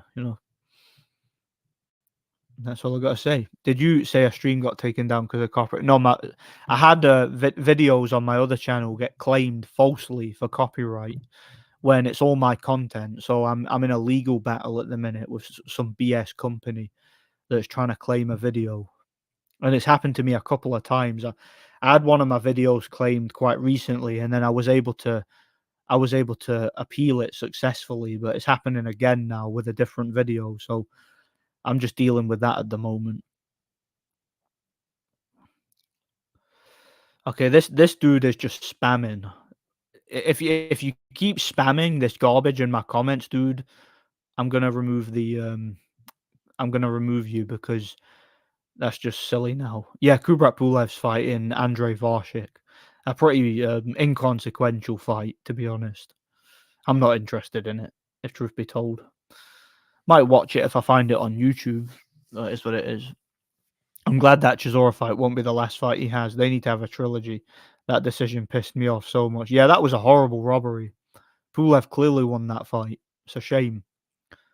I don't think Chisora will ever fight him again, but hopefully he does, because Pulev could win if they fight again, and make it 2 out of 3 legitimately or officially. Should be 3 out of 3, but he could make it 2 out of 3. No, I don't think I've ever watched one championship. What's your thoughts on Bridgerweight? I think it's completely pointless. There's no need for it whatsoever. Boxing has enough weight divisions as it is. Remember when they tried to cancel Pulev with false allegations? Yeah, that stupid slag, Jenny Ravallo, Jenny Shushi, whatever her name is. Yeah, it's funny. Nobody's mentioned her in a long time, as far as I'm aware. So hopefully she's been completely blacklisted from the industry, and she can go join Lawrence Okolie flipping burgers in McDonald's. That's where she belongs, or cleaning toilets or something. That's where she belongs. I personally think 130 is Inouye's limit. Yeah, I think anywhere above that, he'll be very undersized, and he's going to have to be more of a tactician than a knockout artist, because he's going to struggle with the size and power at that weight and above. I watch Muay Thai fights on the One Championship, I think. I might actually check some of them out. Kubrat Pussy Puller Pulev, yeah, grab her by the pussy. Yeah, I'm rooting for Usyk. He won't win, but I suspect I'm gonna make a lot of money betting on Fury, but at least I hope so. But yeah, I'm rooting for Usyk anyway. But it is what it is. I'm not gonna cry about it either way. It is what it is. If Pulev beats Warshik and then fights Zhang, I think Zhang would be a better opponent. The Chisora at this point, even Varshik is better opponent than Chisora. Yeah, Varshik is probably a lot fresher and less brain damage than Chisora. But then again, Varshik was always a little bit chinny, so maybe he could stop him. I don't know. Maybe I'll watch it if it gets uploaded to YouTube. We'll see. It is what it is.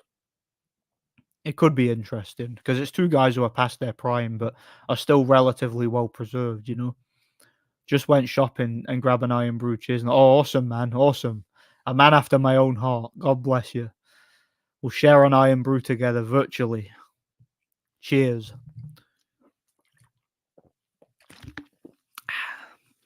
That's great to hear, man. I'm happy for you. I really am.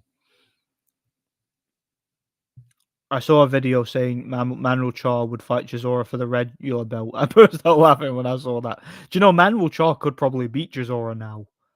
Maybe not prime Chisora, but he could probably beat Chisora now because Chisora's punch drunk and brain damage. So I think Manuel Char could beat him now. I really do. I think Manuel Char could win it. Yeah, Usyk can win. I don't think he will, but I think he can. You know, it's possible. He can do it. They look for any little thing to discredit Usyk. The Dubois fight was a one-sided beating, and these clowns had the audacity to claim robbery. Yeah, anybody that said that was just brainwashed by the commentary, or they just hate Usyk, one or the other. That woman Pulev kissed was most likely a tranny. Do you know I thought that?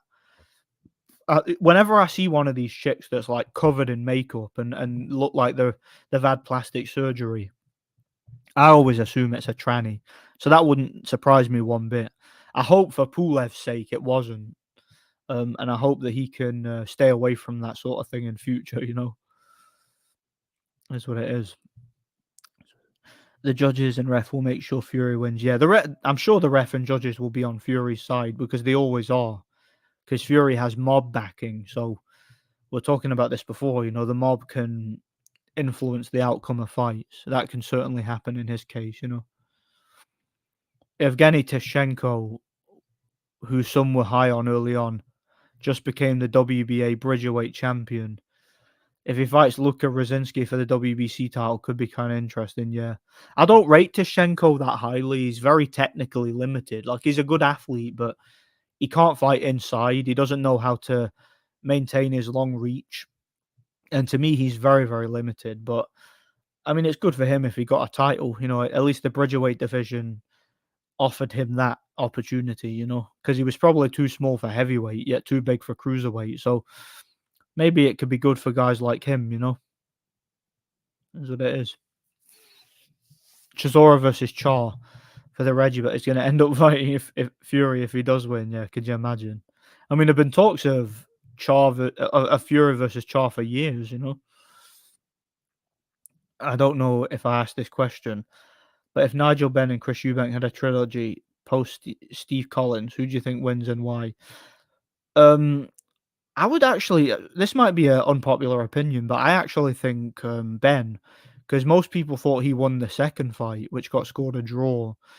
And Eubank took a lot of punishment. Like, he had a lot of fights by that stage of his career and had a lot of fights one after the other without much time in between. So I would go with Ben on points probably. He was a bit fresher. And I think he was the technically better of the two anyway. Are you going to do? Yeah, I'm going to do more. I do have some written up that I'm going to do. It's just the motivation and the time to get round to them. You know, that's all it is. That's the issue. I'm just lazy, you know. Junto Nakatani versus Alejandro Santiago. I think Junto will overpower him with his reach. I think Cuban boxers are great in amateurs, but mostly overrated in pro scene like Rigo, Ortiz, and Lara. Yeah, because the way that these guys fight, where they rely mostly on athleticism and short bursts, that works over a 3-round fight in the amateurs. But as a pro, you need to be a little bit more creative and a little bit more convoluted with your approach to the sport. Because obviously you're fighting better competition and you're fighting over 12 rounds at world level. So I think the Cuban style doesn't really translate well to the professional, the professional scene. That's probably why. Precise was talking about that before, how a lot of these Cuban fighters tend to have underdeveloped lead hands. And I think that's true because of what works for them in the amateurs doesn't always work as a pro, you know. Joshua and Wilder are just great black hopes fighting for the third and fourth place behind the superior duo of Usyk and Fury. Well, I mean, it looks that way now, doesn't it? But things can change, can't they? You never know. Chisora is so shot to pieces and old and useless at this stage of his career. His last win against Gerald Washington was an obvious fix. Gerald was clearly holding back. Yeah, I've always thought that in the past couple of years that Chisora is ready to be taken out if his opponents just lets their hand go. If they let their hands go, they can take him out. He looks chinny now, and he didn't look chinny in his prime, but he does now. Estrada, I've not watched Estrada in ages. Didn't even know he was still fighting. Jarrell Junkie Miller said he wanted to fight Char for the WBA regular belt. He has no interest in fighting anyone good. Yeah, well, I think he's about to get pasted by Dubois.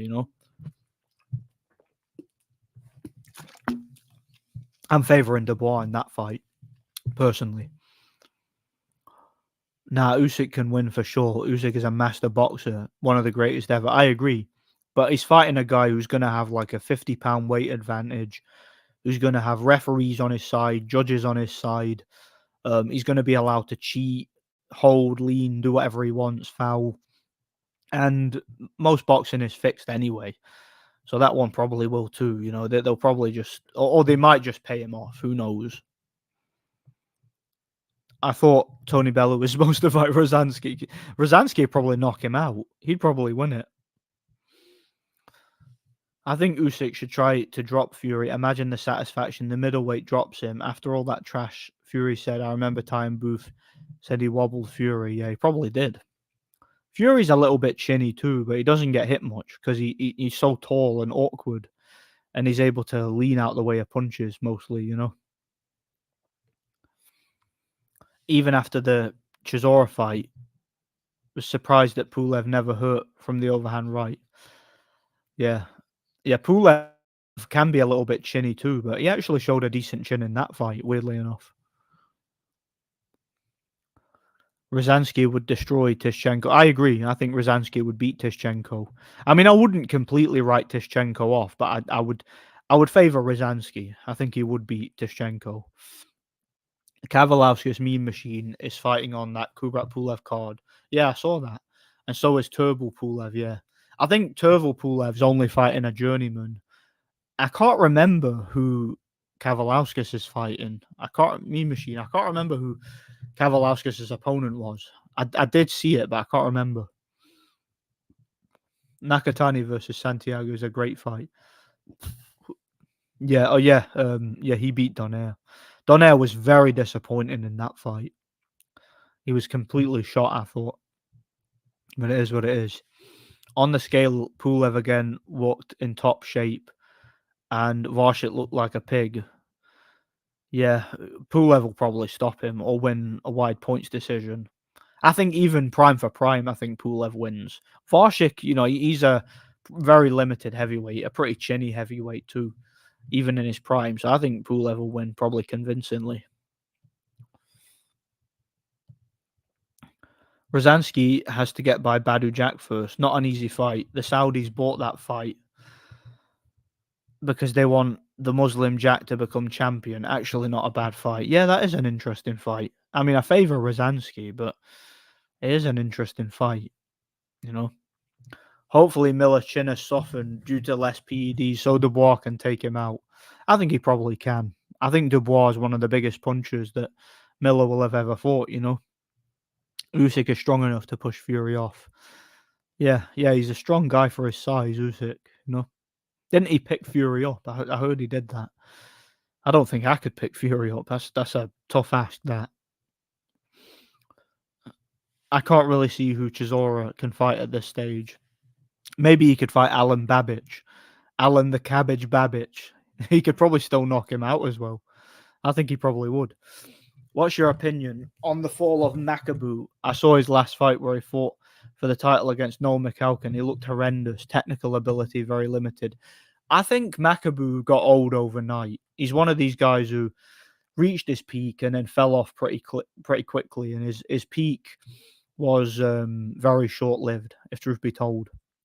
Some fighters that happens to, they end up just getting to a certain level and then they get a bit out of shape, a little bit complacent, and they're never the same again.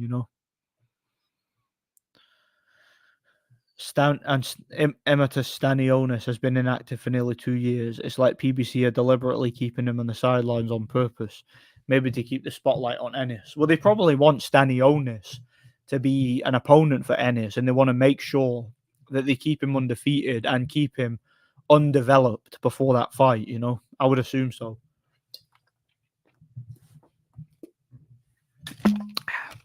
Seems like it to me. I'm probably favouring Ngannou to knock out Chisora at this stage. I don't know about that, to be honest. I think Francis Ngannou is garbage. That Fury fight was, in my personal opinion, it was just an obvious sparring session, fixed fight. You got to bring your wrestling boots to fight Fury, and you got to be like 250 plus. I would think to just hold that guy off you. I favour Fury too. Yeah, he's just too big and too protected by the powers that be and the establishment. If there's anybody that can arrange fixed fights, it's him. Almost like he's too big a threat to keep active. We've seen that before where they show fighters that's a threat. Yeah, Eddie Hearn likes to do that, as does Al Heyman. Shout out to Rolf Stonefist, by the way. God bless you, man. Povetkin is set to make a return to the ring in 2024 under new trainer Galmar Stonefist. By the way, I was playing that again recently. I was playing it yesterday, Skyrim. We'll kick the Thalmor and their bloody imperial puppets out of the country. Then we will take our army to the Dominion and show those pointy-eared bastards not every man is fit to be their slave. Like that always stuck in my head, that one speech, Galmar Stonefist. Yeah, if he's training Povetkin, he could have his first fight at the Windhelm Pit Arena. Why not?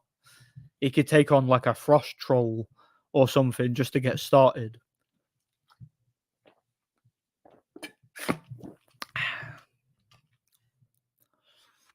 Do you know what's funny about, Galmar Stonefist? I didn't realize this for years. He was voiced by the same guy. I forgot the actor's name, but the same guy who voiced the grandpa from Ben 10. Yeah, you ever seen that? You ever seen Ben 10? I used to love that as a kid. Ben 10. And his grandpa Max, it was the same voice actor as Galmar Stonefist. I didn't even realize that.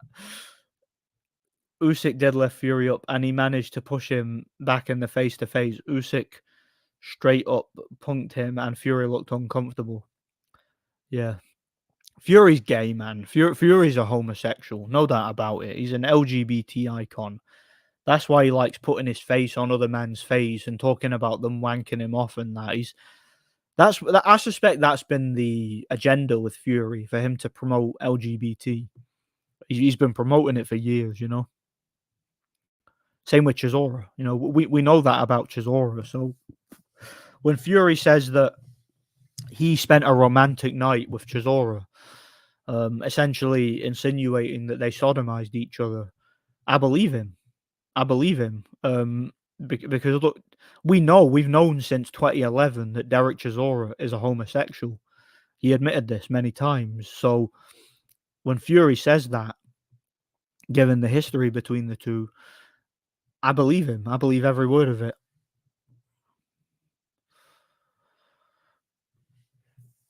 Got it from good sources that Shakur is fighting Jermaine Ortiz next. Another fixed fight, just giving the you boys a heads up.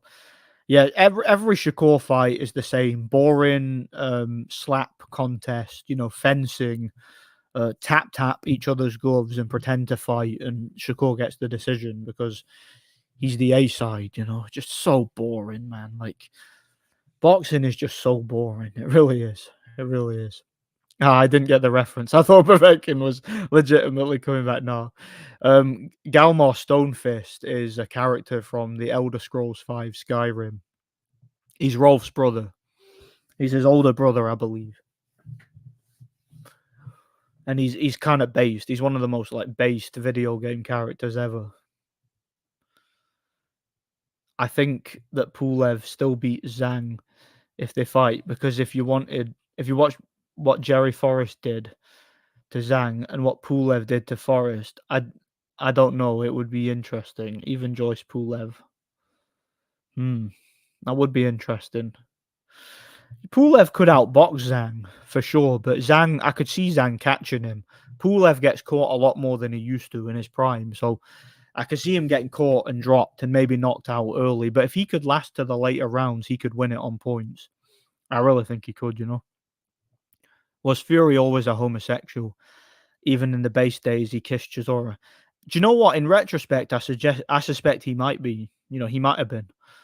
Maybe since he was very young, he was groomed into it.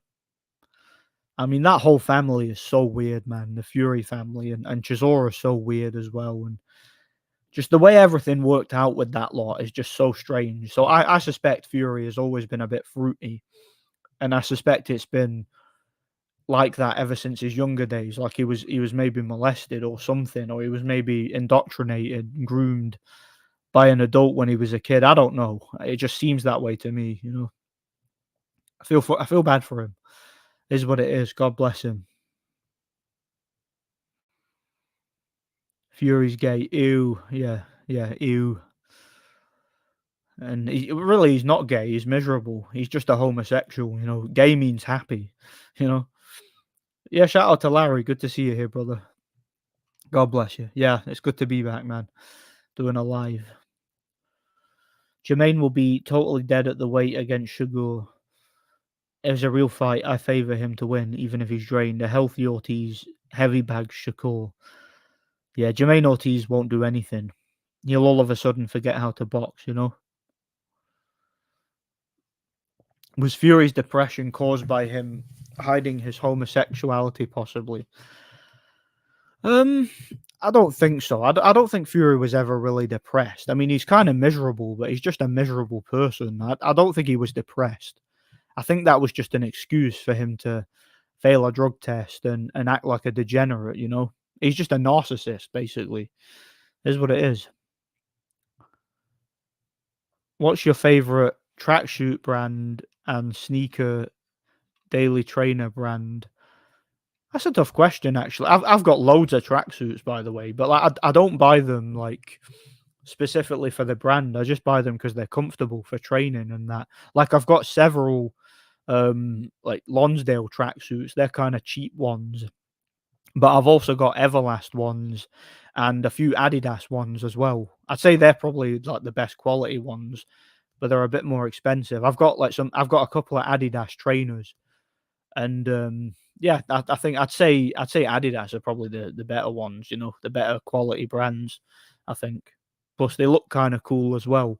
I look like one of them like squatting Slavs, if you know what I mean, when I wear an Adidas trackie. So I look kind of badass, isn't it? It's quite good. He even bragged about being naked in the sauna with Klitschko. Yeah, that was weird. Like that whole mate.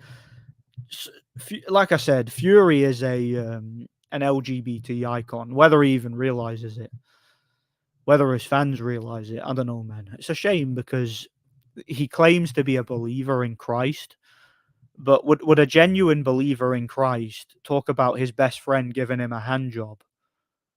You know, would a believer in Christ brag about being naked with another man in a sauna? Like would a believer in Christ say that he spent a romantic night, an interracial, same sex romantic night with one of his opponents who's a known sodomite himself? Like would a true believer in Christ say that? I don't think so personally. So it's a shame, man. But I don't know his heart. I pray for him. God bless him. God bless him.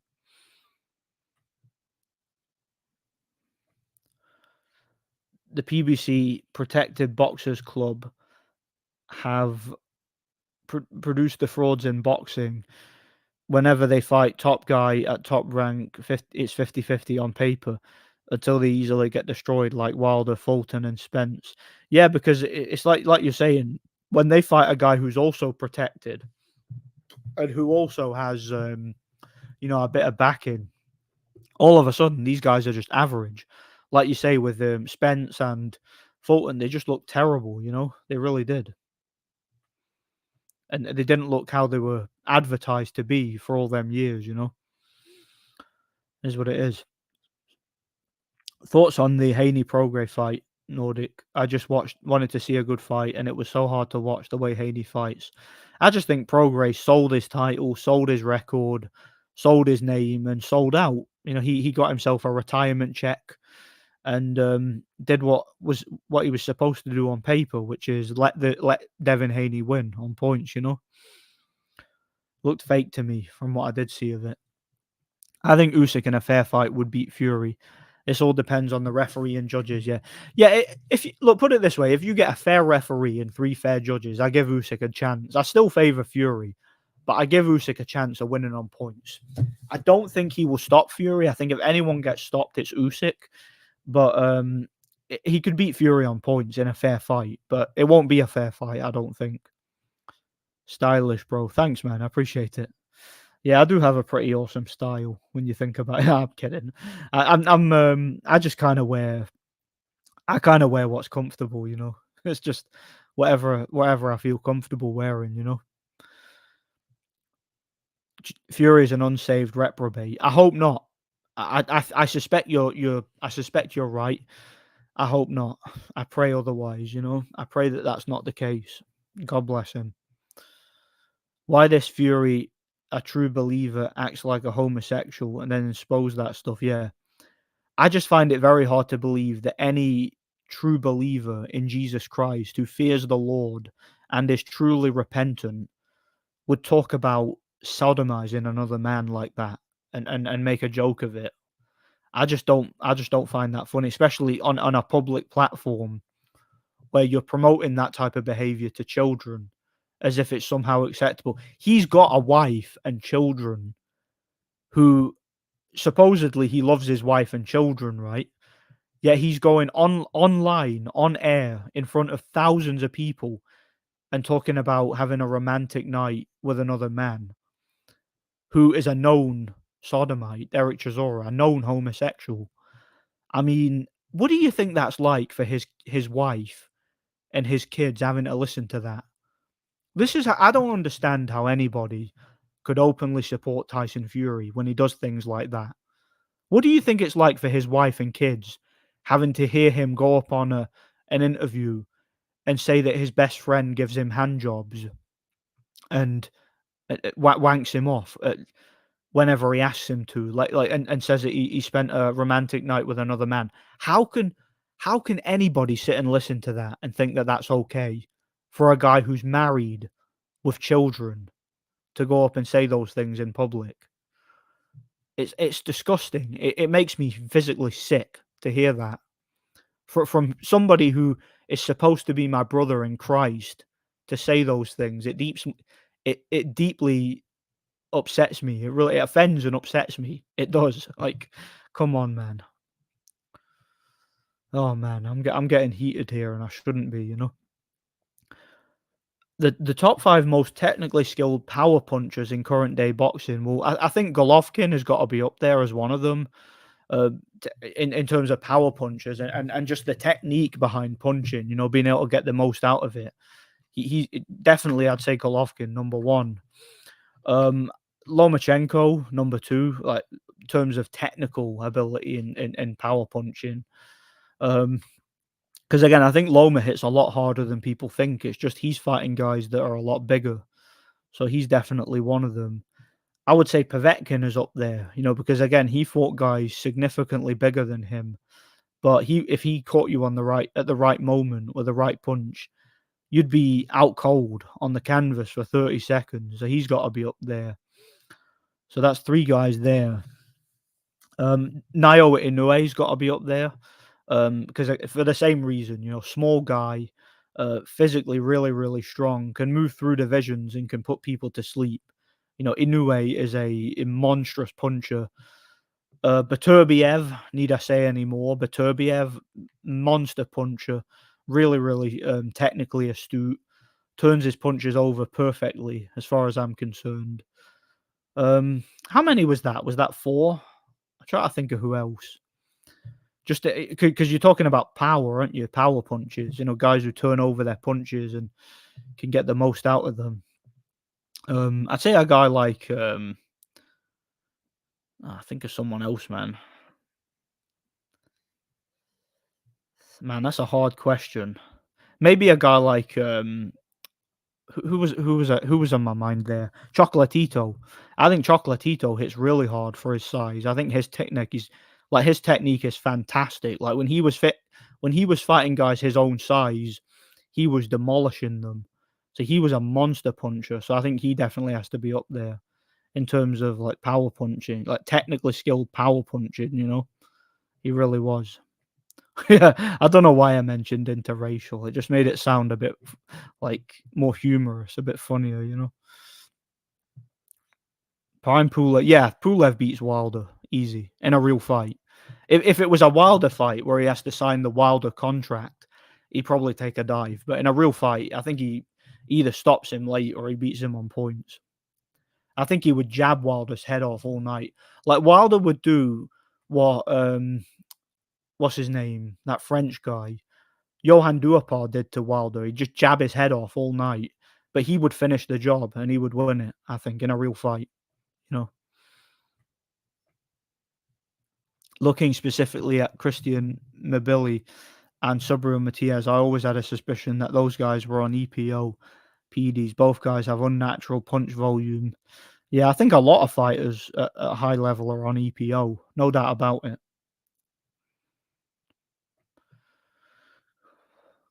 Do you know of these really good Russian prospects? And if so, what do you think of them? Uh, to be honest, mate, I don't think I've heard of any of them, and if I have, I would have completely forgotten. I'll probably look them up. I'll probably look up Russian prospects, and I could maybe get back to you on it. By the way, what is the true role of small time promoters with no TV networks behind them, like Lou DiBella and Salita, to serve up contenders for the bigger promoters? It seems like that to me. Like even Don King seems to have relegated to that role in recent years. He basically sold his opponent to or his fighter, Trevor Bryan, as an opponent for Daniel Dubois. He basically built him up for that. It seemed like it. If Fury was against homosexuality at that time, why did he act like it around that time? Yeah, Fury's always acted a bit weird, and he's always acted a bit fruity and a bit campy, and it's just creepy, man. It's really creepy. And let's not forget what he did to Wilder when he's like licking the blood. Like, why are you licking blood off another man? That's disgusting. That's creepy. It really is. I'm not even going to attempt to pronounce that guy's name. Albert Bat something seems pretty good from what I've seen of him so far, and he's an Olympic gold medalist and has looked the part so far in the pros. Yeah, I'll check him out. Might be all right. His wife don't care. Fury probs manipulate them and excuses his behavior with all he gives them financially. Yeah, I suspect that his wife's probably just a gold digger or something. But she's got to be humiliated with the way he behaves, and same with his kids. I mean, it's none of my business, but I don't know if my dad like behaved like that, I'd be absolutely disgusted and embarrassed by it. I would be. I'd be disgusted by it. If Amim Khatrav works on his guard and builds his stamina up, I think he can be very good at 175. I might check him out. Come on, Fury has about 8 kids and a hot wife. He has very blue humor and loves to joke and trot. He goes way over the top, but that's how he's always. I don't know. I don't think it even is humor, if truth be told. I think it's more than that because I don't find it funny, and I don't know anybody who would. You know, Dmitry Pirog is a guy who I could have seen as a potential great. Sad that injury had ended his career, and the Triple G fight would have been real interesting.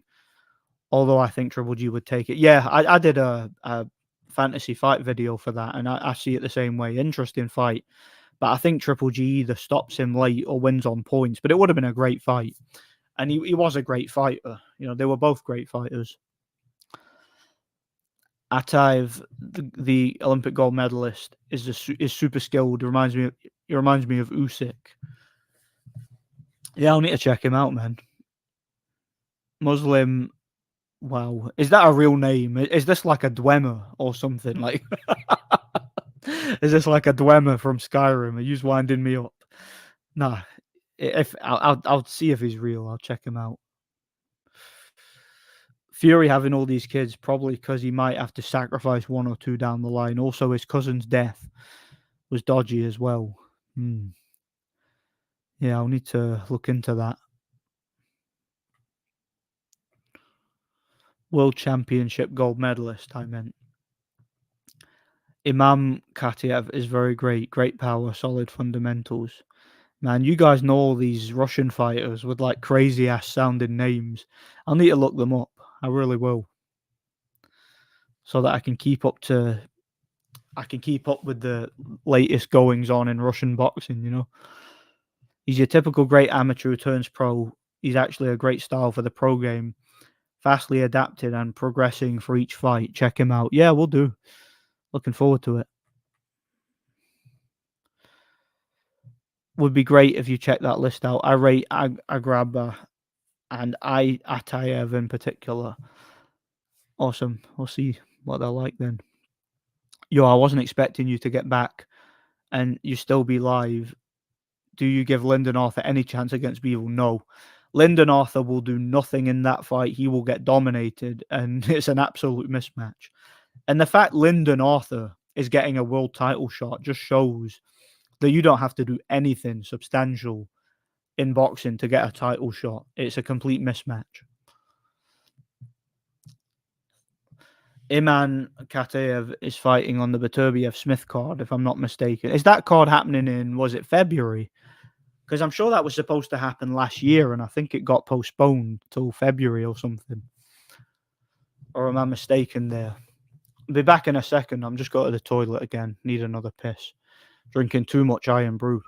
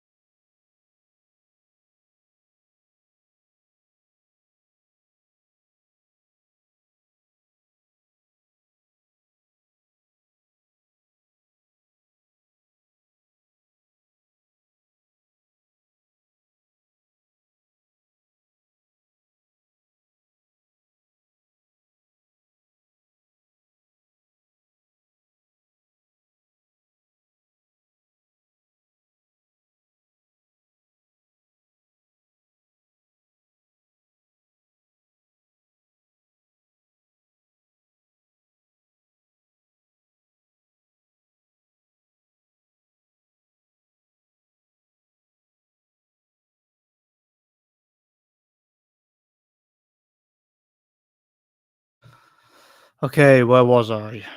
That's me all pissed out. Where was I?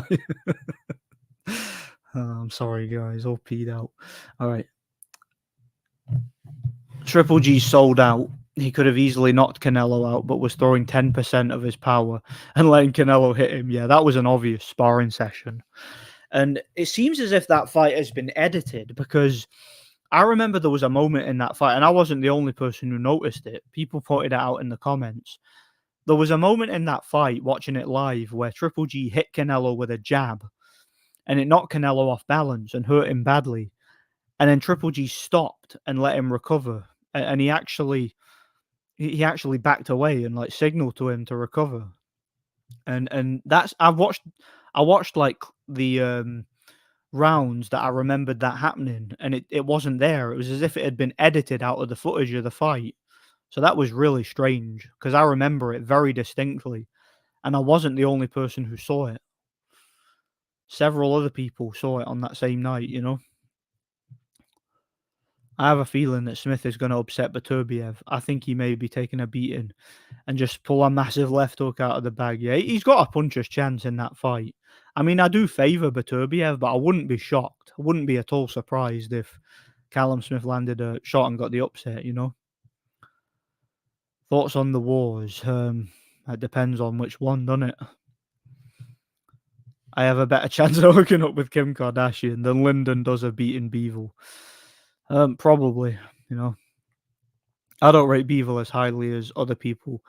Seems he's very good, but I don't think he's an elite champion like Kovalev was in his prime. I agree.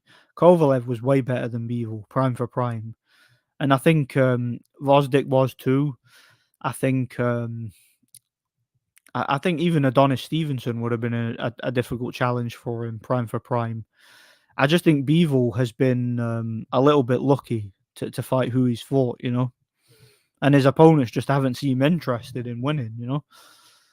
Yet Russia has so much talent, it's unreal. Shame they mostly don't get the opportunities. Yeah, and a lot of Russian fighters just they waste their talent by being too inactive. Look at guys like Alexei Papian and Alexei Egorov. They had a lot of talent, but they barely fought, and they stagnated in terms of their development. Spike O'Sullivan versus Kutsitsi. I think Kutsitsi knocks him out. I didn't watch Matthias versus Ergashev. Haven't seen it yet. But Matthias looks good so far. Who wins 78 Sports TV versus Diabetes? I think Diabetes is rapidly winning that battle. Yeah, Smith has a puncher's chance. That's all. I've said that from day one. Like, I favour Beterbiev, but I think Smith has a puncher's chance. Yeah, Beterbiev by stoppage is the smart route to go. That's the most likely outcome. A lot of great Uzbek amateurs coming up from as well. From Abdulmalik Kolokov is by far my favorite amateur. He's like an Uzbek matrix. He's that good. Angle, speed. Yeah. I need to check that one out too. Just come into the live long time ago. Listen to you. Nice to catch up. Yeah, good to see you here, man. God bless you. If Otto win, boxing will be big in Sweden once again. Just hope he does. Yeah. Oh yeah. If Otto Wallin wins that fight, Sweden will be that'll be like a big shot in the arm for Swedish boxing. Like Sweden will probably start paying more attention to boxing if that happens. I can't see it happening, but good luck to the guy. We'll see if he does. We'll see if it happens. Yeah, Triple G just used a jab and still almost won. It's ridiculous, man. I'm extremely high on Kolokov and definitely see him as a potential future world champion. Yeah, we'll see. Callum Smith is seeking redemption after letting Canelo beat him up. Yeah, after not using his height and reach at all against Canelo. Jaron Ennis, he's a big puncher and a big strong guy, but he is limited technically. I don't think he's anywhere near as good technically as people think. It'll be interesting if he fights guys his own size who can actually punch. Bivol annoys me with how much he's being overrated for beating a likely spent blown up Canelo and how suddenly he's avoided Beterbiev. Yeah. I wasn't impressed at all by Bivol beating Canelo because I never thought much of Canelo. He just completely outboxed him, but he should have stopped him. I mean, look. At the end of the day, Canelo is a roided up, bloated fitness model slash bodybuilder who can't throw a punch. The guy's too bulked up to even throw a straight punch. And Bivol was significantly bigger, significantly faster, significantly fitter, significantly stronger, and significantly more technically skilled. So The fact that Bivol clearly took it easy on Canelo was just ridiculous, and I wasn't impressed at all. He should have stopped Canelo, given all the advantages he had, but he didn't do it, you know? Is what it is.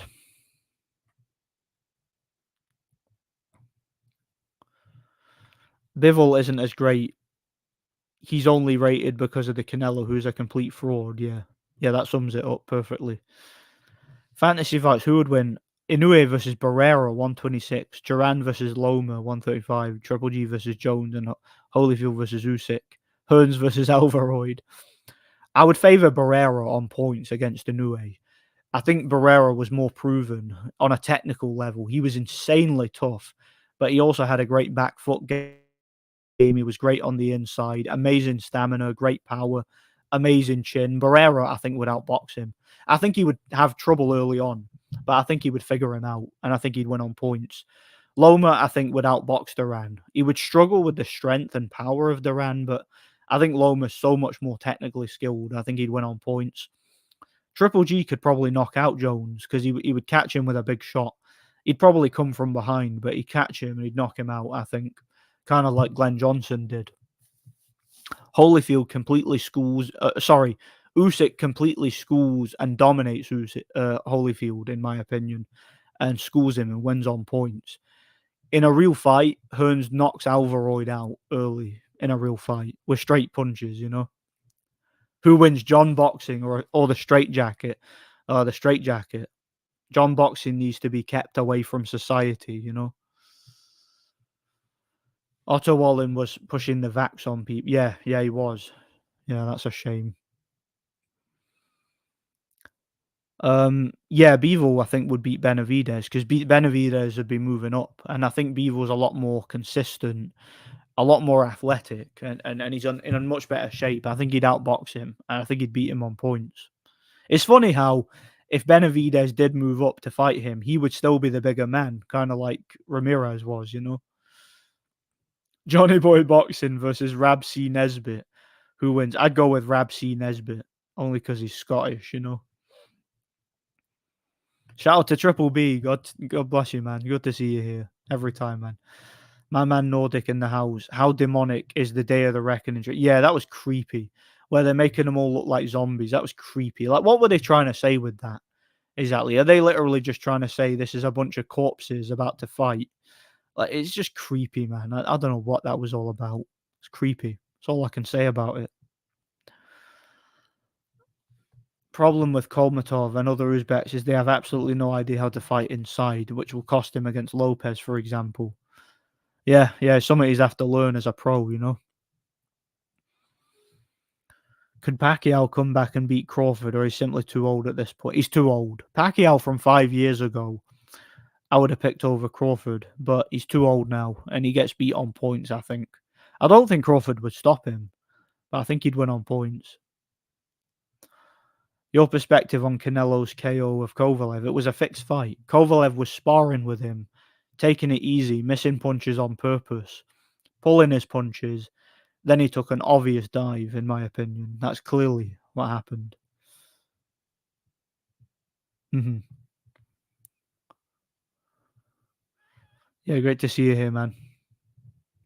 If Beterbiev fights Bivol, I got Beterbiev by late stoppage or decision. Might be a close fight.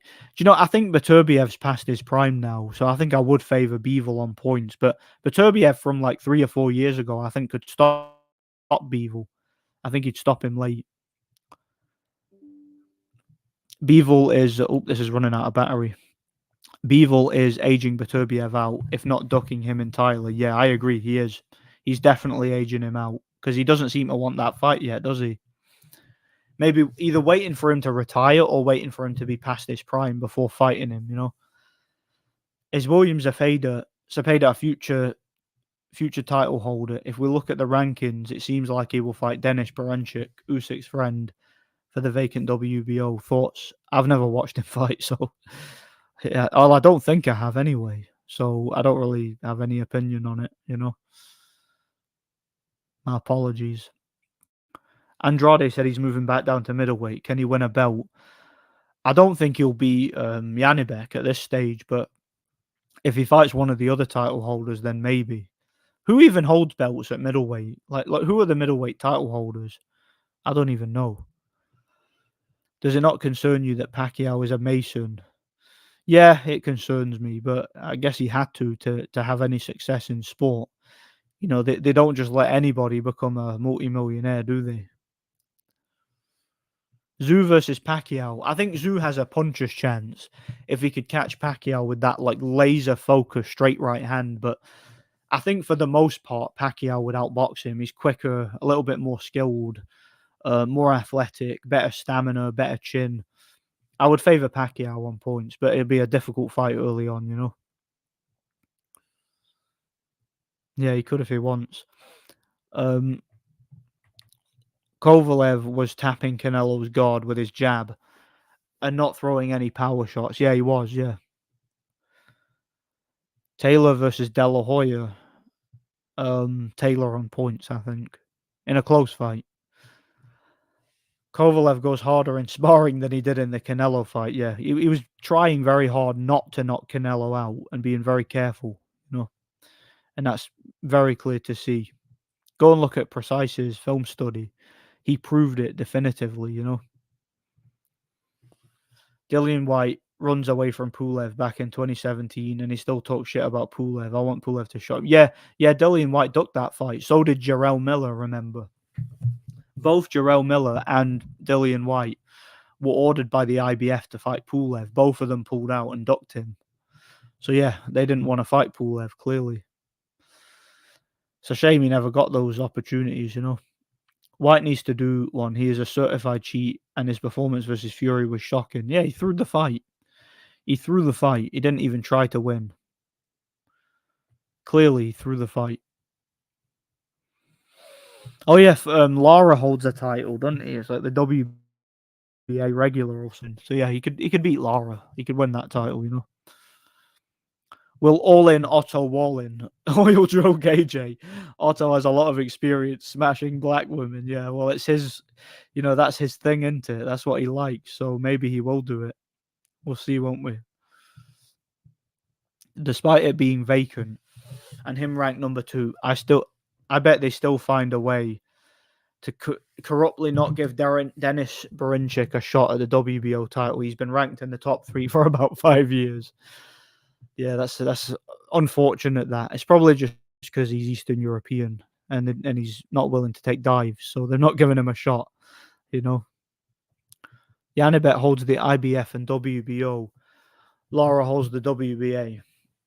He will fight Danny Garcia early next year. Jamal Charlo holds the WBC, and Adames is the WBC interim. You know what? Yeah, he could probably win a title then. I don't think he'll beat Yanibek at this stage, but I think he could beat Danny Garcia, Lara, could maybe beat Jamal Charlo. I don't really rate him that highly. And he could maybe beat Adames, but I don't think he would beat Yanibek. He will smash Joshua. If not, then Wilder can always get it done, provided AJ and Hearn don't duck. Favorite Central South American fighters? I don't know, man. I'd need to think about that. Prime David Hay versus Prime Marco Huck. I go with Huck by late stoppage. I think that's a bad style matchup for Hay. Huck would get inside and beat him up, I think. Andrade said he wants Loma. Oh, sorry, he wants Lara. Then unification against Yanibek. I think Yanibek murders him. His 1-2 and power will be too much for the quitter Andrade. Yeah. I could see Andrade retiring after a couple more fights. You know, I don't think he's really that interested in boxing anymore. You know, he kind of cashed out with his last fight and he'll be done soon enough, I think. Otto gives Felicius the Swedish salami, yeah. Kubrat Pulev is fighting Varshik tonight. Sounds like something from 2016, yeah. I thought both of them guys were retired, but apparently it's happening.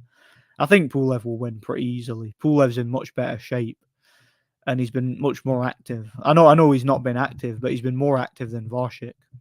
And I think Pulev's just a better athlete and a better fighter anyway. He's a way better athlete. Yeah, I think Pulev would have beaten White. I do, especially in Bulgaria. I think he would have won. Precise, what's his channel named? I'll look up his film studies. It's Fight Film. That's the name of his channel, Fight Film. Used to be Precise Presenter. It's now Fight Film. Yeah, Pulev could beat White, I think. Probably still could, you know. I heard Lady Chan has a son. Well, that's a shame. Imagine that thing being your mother, seriously. Lady Chan getting drilled by Shane Mosley. Yeah, that thing's a weirdo. You know, she loves Africa so much, but she's here for some reason, you know. I mean, how angry she got over nothing. I mean, what an idiot, honestly. David Haye in today's heavyweight division.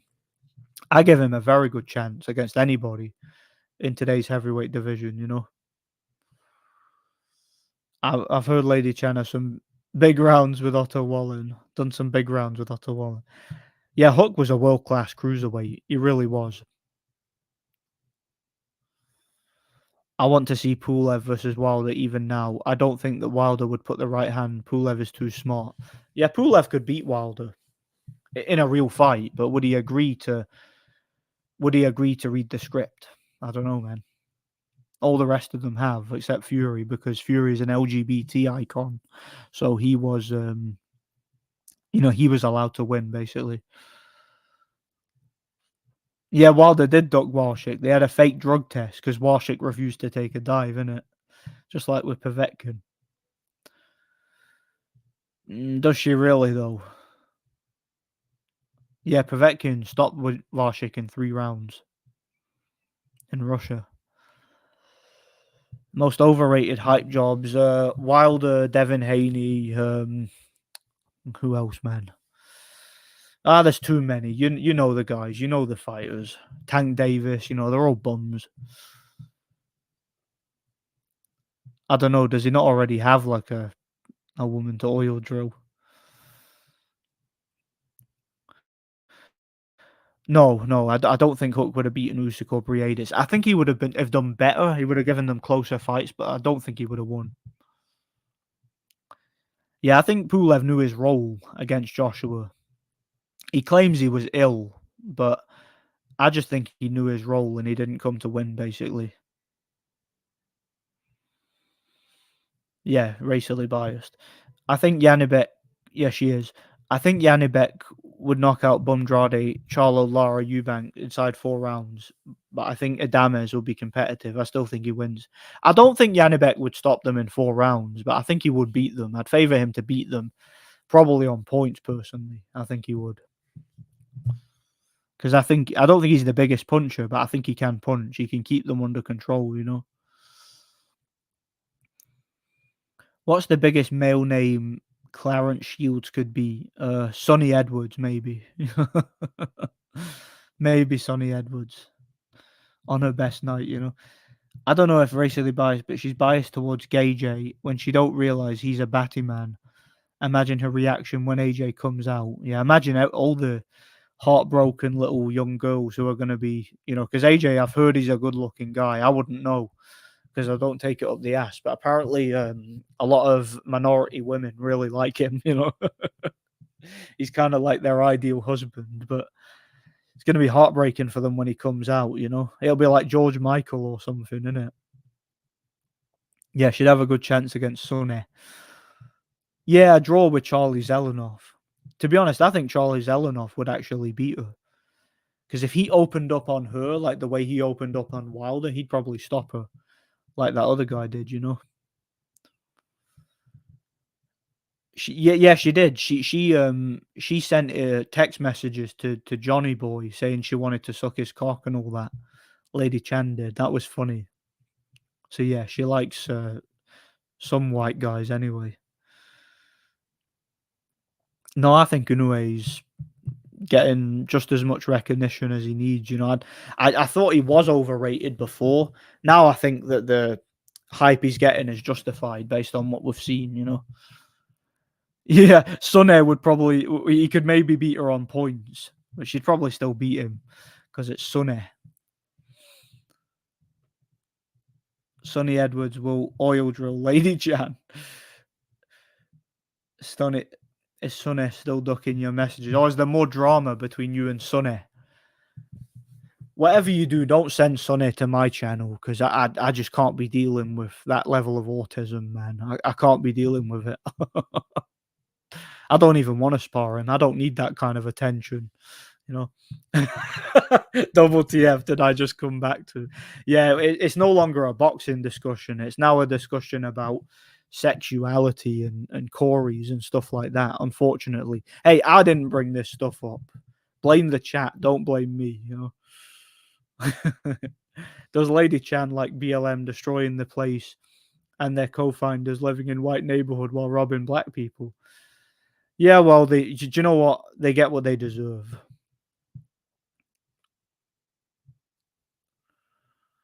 Charlie Z never got knocked out, to be fair to him. Better survival tactics than B-Hop. Yeah, if Charlie Z was in a position where he's about to get knocked out, he would just do like a tuck and roll, forward roll out the ring, you know, and run away and then claim he won, basically, you know. That's what would happen, most likely. Haven't hit him up for a bit. Imagine the kids of Clarence Shields and Sonny Gollum Edwards. Horrific visual. Oh man. Do you know what that would be like? I'm not even kidding. That would be like those baby mama memes, if you've ever seen them. Like that's what that would look like. It would. Except in reverse, of course. Taylor Catterall rematch, probably the same fight all over again. An ugly foul fest where Taylor wins on points. Unless he gets robbed. But yeah, I say probably Taylor wins on points. Yeah, ever since Triple B came on, the Corey decisions or the Corey discussions arrived. It's so good. Charlie Z, one of the greatest chins in boxing, never knocked out in over 500 fights, yeah, and won every fight by knockout too. Yet somehow has a record of 0-1 on BoxRec, you know. He's the UBF world champion or whatever you call it. Pulev had one sparring session in Bulgaria with just one sparring partner who had COVID, and he didn't prepare well for Joshua. His special trainer Wegner wasn't there, and he had COVID. Oh yeah, Uli Wegner was supposed to be training him, wasn't he? And I think he took not well. That might have been part of it. Yeah, that's a shame. I like Uli Wegner. He was funny, that guy. You know, you ever see those Fight Camp 360s? For the Super Six tournament, where Uli Wegner was hilarious in the corner, shouting at Arthur Abraham. He was funny. That was funny. But yeah, he was a great trainer, Uli Wegner, and he trained Pulev for a few years. He might have done better with him in his corner, you know. Yep, sex sells. It certainly does. Who is Lady Oh, you don't want to know. Just put that name out of your head, man. Charlie Z has a much better chin than Hellenius, apparently. Yeah, yeah. Wilder can land a fully loaded up, like swinging right hand on Charlie Z's chin, and it barely even phases him. But he can skim Robert Hellenius's nose with his pinky finger, and it knocks him out cold with a big boom sound effect. Yeah, I'm suspicious about that. He did. He caught him. You know, all these heavyweights aren't able to catch Wilder and knock him out, but Charlie Z was able to catch him somehow. Stop. Yeah, we need to stop with the Corey talk, don't we? Sonny Edwards would change his accent to Detroit if he gets with Clarissa. Yeah, he's got a different accent depending on who he talks to, doesn't he? Wilder did. Yeah, he did. Yeah. Lady Chan, Sonny Edwards' dream woman. She's the UK version of Clarissa Shield, but does not box. Yeah, so she maybe couldn't beat him up. Sonny's kid looks like an absolute turd anyway, without Clarence. Kalergi. Yep, Kalergi. You said it right. Said it right. Who has the bigger Corey, Clarence Shields or Sonny Edwards? For me, it's Clarence, yeah. But does Clarence still have his? Did he not have it removed? I wonder.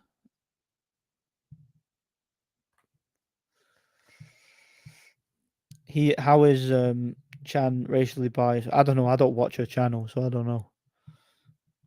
Sonny always looks like he's had an allergic reaction to bad shrimp. He does kind of, doesn't he? He's a very I mean, look, I'm not a good looking guy myself. I'm kind of an ugly cunt, but Sonny's a very unfortunate looking individual, isn't he? Like he's just genetically very ungifted. He's very, very small, you know. He's a very small man. It is what it is. I mean, if he was a regular sized person, he wouldn't be bad looking, but he just looks like an emaciated, underfed child. You know, he's like Harry Potter or something, isn't he? He's been locked in the cupboard and starved by his family. And he's been raised to have a death wish by Dumbledore, you know, so that he can sacrifice him to Voldemort. Yeah, Dumbledore's a psychopath, you know, and is complicit in child abuse. Right, what am I talking about? Spencer Farron is the biggest racist in UK boxing. He thinks he's the spokesperson for every black British boxer. Yeah, he does. Spencer Farron is total weirdo, that guy. He is. Total weirdo. He is. To be fair, those were big gloves he wore versus Zelenoff. Maybe he loaded them versus Hellenius, took advice off Fury. Yeah, but even if he loaded them, he skimmed his nose with the pinky finger. I mean, come on, man. You guys legitimately don't find black women attractive. Is more of a preference or the culture they promote. I think everybody's different. I mean, there's a few guys in the chat here who I think do like the look of black women. Me personally, I've never been with a black woman, so I don't have any experience. Any woman I've ever been with has always been white, so I don't have any experience of it, so I can't really comment on it. Uli Wegner, one of the most old school, funny, underrated trainers. Classic East German personality. Just watched the Super Six some days ago. They don't make him like Uli anymore. It was hilarious. Do you know when Abraham fought Andre Ward, and then like Abraham was like winning early on, but then he stopped.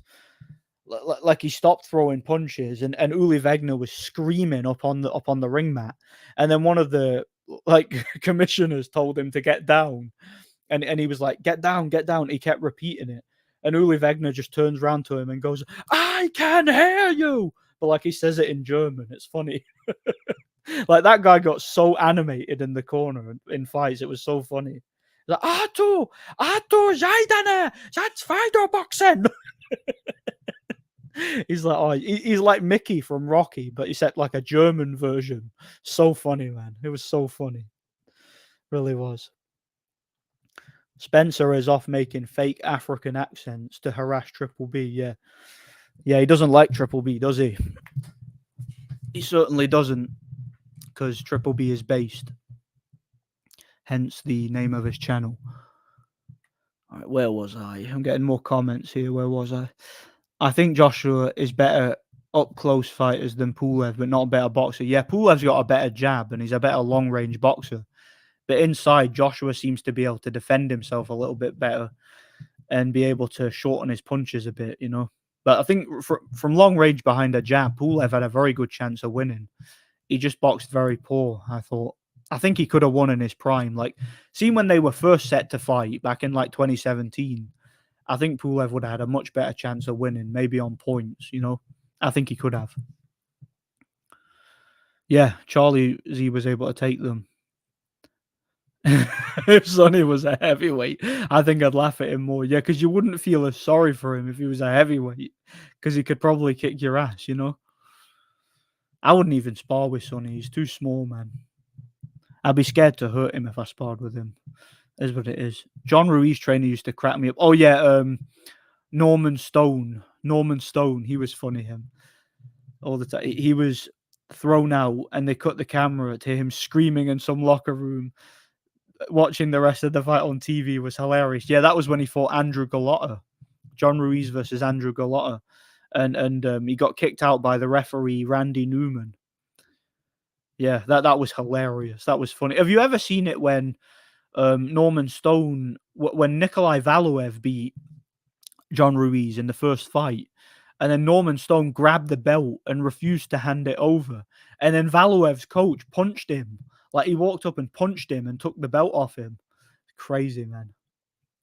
If Pulev had Wegner in his corner, he might have witnessed an upset. Yeah, it wouldn't have hurt his chances. It would have made it a bit better, like a bit more of a chance, I guess. You know, certainly would have. Joshua and Klitschko couldn't outbox Pulev. They just overpowered him. Also, Pulev fought like an idiot in both fights. Yeah, I don't know what he was thinking in the Klitschko fight. Like, he hurt Klitschko with a jab, and then he just squared up to him and got caught with a left hook, and for the rest of the fight, he was like getting ragdolled. It was a disappointing performance. I think he should have kept it at long range, because in close, he wasn't strong enough to deal with Klitschko, and Klitschko was far too powerful for him, you know? Sonny Edwards versus Charlie Edwards. Who's the cheapest rent boy? Probably Charlie Edwards, because he's a little less known, you know? I heard they had beef or something. Joshua or Miller? Joshua. I actually think Miller is worse than Andy Ruiz, personally. What was I going to say? Spencer Farron is a complete black Power Ranger, always making excuses for every black boxers. He's the British version of the LDBC. Oh yeah, without a doubt, that's exactly what he is. Dumbledore is a psychopath. Yeah, he is. Dumbledore is complicit in child abuse. You know, he let a lot of people die in order to fulfill his like BS prophecy to get Harry Potter to develop his sense of self-sacrifice. So he essentially had a death wish, you know. It's actually a really dark story when you look at it that way, you know. It was like some big occult ritual. It's very disturbing. It really is. I may do a character profile about Dumbledore at one point, one day. Looking forward to Opetaya versus Briadis 2 next year. That'll be interesting. I wonder if Briadis can get back on form and win it. If it happens, you know. At least Voldemort didn't pretend to be a good guy like Dumbledore. Yeah, Dumbledore's like Voldemort's like a sociopath who is just cartoonishly evil and loves killing people. But at least he's honest about it. Whereas Dumbledore is a narcissistic, manipulative psychopath who allows everybody to die for his cause and to suffer and to live miserable existence in some abstract notion of the greater good, basically, which is just his own delusional worldview that really doesn't make any sense, you know? So yeah, Voldemort's like honestly evil, whereas Dumbledore pretends to be good, but he's really evil, you know? He's a manipulative psychopath, you know? Triple B exposed Spencer for being a snitch. Spencer can't get over that, yeah. Yeah, Hagrid was the most based Harry Potter character. Yeah, he was. Hagrid was based. The actor was pretty based too. God bless him. Based Hagrid. God bless him. Marvelous creatures, dragons, ain't they? Come to me up for a cup of tea and a chat, Hagrid.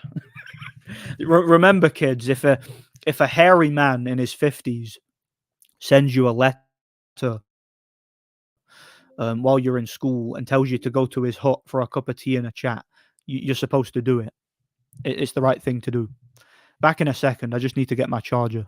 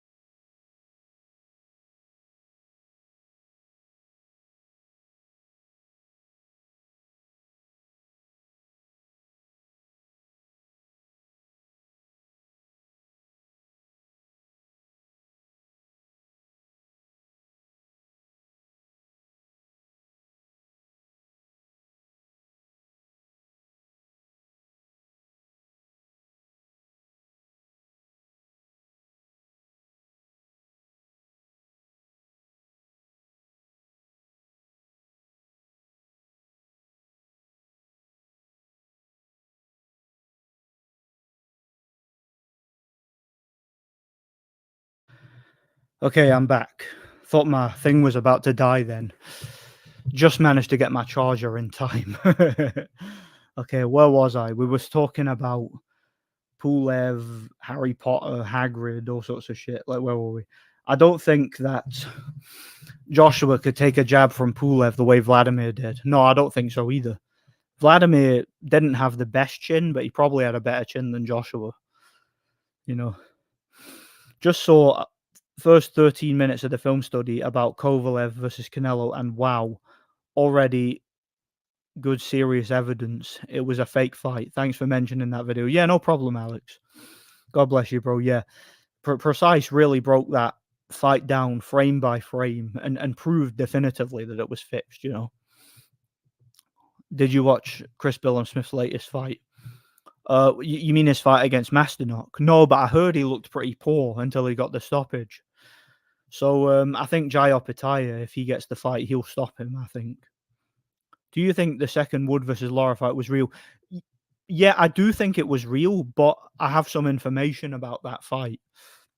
I think I told you this before. I spoke to somebody I know who was working on that event, a pro boxer, and I've met him a couple of times since, and he told me specifically that basically the British boxing, and again, this is a guy who knows the British Boxing Board of Control. He's had business with them himself, and he was working the event. He had access, and he told me that the British Boxing Board of Control basically messed. They messed Lara about. They didn't allow him to weigh in, and Lara was basically starving himself on the week of the fight, because that's what Mexicans do to make weight. They starve themselves on the week of the fight, and they basically messed him up. They wouldn't allow him to make weight at the weigh-in, so he had to basically lose more than he was supposed to. And apparently on the day of the fight, he was so hungry that they basically had to carry him to his hotel room, and he was like stuffing his face with sugar. Basically, he was stuffing his face with muffins and croissants just to keep himself awake. And yeah, I think the British Boxing Board of Control played the weight game and drained him, and basically took away his motivation and his ability to go more than a few rounds in that fight. So it was a real fight, I do think so, but I think that they messed him about. Basically, I think there was politics there that damaged him or drained him going into the fight. Yeah, how's it going in the 90s? God bless you, bro. Yeah, Masterneck has been around forever, man. That guy's been a cruiserweight contender for so many years. And yeah, he's in his 40s, I think, so he's probably past his prime. Garcia, Munguia, Berlanga, and Romero are the biggest bums in boxing, and most of their fights are staged or they have corrupt officials. Yeah, I agree with most of them. Munguia is tough, but he's overrated technically. Master was easily timing and schooling Chris Billam-Smith, was 4-2 up. Then Masternoff just quit, citing a rib injury. Yeah, that is a bit strange. It really is. Oh yeah, Lord of the Rings is better than Harry Potter. Lord of the Rings beats it all day. I mean, a lot of the things from Harry Potter was copied from the Lord of the Rings books. I mean, the Whomping Willow is literally just Old Man Willow. I mean, that's only one example. There's so many more things that were plagiarized, were flat out copied from Lord of the Rings. Masternock was beating the crap out of Billam-Smith. The ending was weird. I thought Masternock beat Bellew back in the day. Yeah, a lot of people did, actually. A lot of people did. Yeah, he's past his prime, no doubt about it. Yeah, Ralph Fiennes was the guy that played Voldemort. Yeah, he'd been in a lot of movies, him. Pulev was the first man to take Vladimir's jab to school, and he might have beaten him on point or knockout in the later round. Definitely possible. But, he tried to stand and fight with him, and I don't know why, because it was a poor strategy, I think. Either Masternock is a complete coward in world title shot because of a rib injury, or he paid to lose. Probably they probably paid him to lose. That's just how boxing is nowadays. That's just what I automatically assume. Here's an interesting one. Hagrid versus Nikolai Valoev, who wins in a boxing match with rules. They're about the same size, I think. Hagrid's probably stronger. But if he wasn't allowed to use magic and just use his strength, and if he wasn't allowed to clinch because it's boxing, he would need a lucky punch. Because Valoev is, of course, granite chinned and is, you know, he's more experienced in boxing. So a boxing match with rules, I might actually favor Valuev. But if it was a street fight, I'd favor Hagrid. He would just choke slam him because Hagrid's a half giant, so he has like super strength. He would just pick him up and slam him on the ground. You know, Hagrid would win in a street fight. So yeah, Hagrid in a street fight, Valuev in a boxing match. On points, I think. I love how in the first movie they tell the kids to stay out of the dark forest because of how dangerous it is, then send them into the dark forest at night by themselves. Absolutely. That is, I always found that so hilarious. Even in the book, that was so hilarious because it specifically tells them. And you know what's funny about it is the reason why they got given detention was because they were out late at night hanging about with Hagrid, right? But then their punishment for being out late at night with Hagrid is to go back out late at night with Hagrid, but this time into the dark forest. Oh, it's funny, man. Harry Potter's hilarious, man. Like it's one of them series. So much of the details don't add up. Like so many of the details just don't add up. They don't make any sense, and there's so many plot holes. But it's so funny.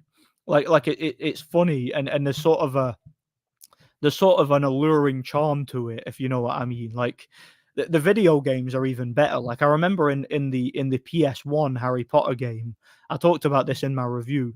Basically, Hagrid takes you to the middle of the forest and he's like, "Be careful, there's something dangerous in these woods. Come and find me if you find anything." And he just walks away and leaves you. So he leaves like an 11-year-old kid on his own in the middle of the forest that's filled with like werewolves and all sorts of monsters and stuff. It's hilarious, man. There's even a bit in that game where he takes you to Diagon Alley, and and he goes like, "You need to go and do all my work for me. I'll be in the pub having a few beers," and he just walks away.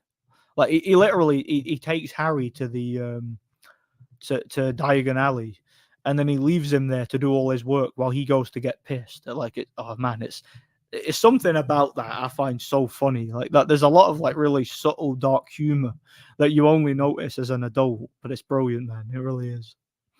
Hagrid's one of the funniest characters ever. Joseph Fiennes ain't bad either. He was very good in Risen 2016. I've never seen it. I've heard of it, but I've never watched it. Hagrid too big and strong for Valuev. Yeah, he probably is in a street fight. Maybe not in boxing. I'm pretty certain they will make Stanionis the champ, since Bud is rematching Spence at 154. Is that happening? I didn't realize that was happening. Since Stanionis already the regular champ, but I heard a rumor that he's fighting Thurman for the belt.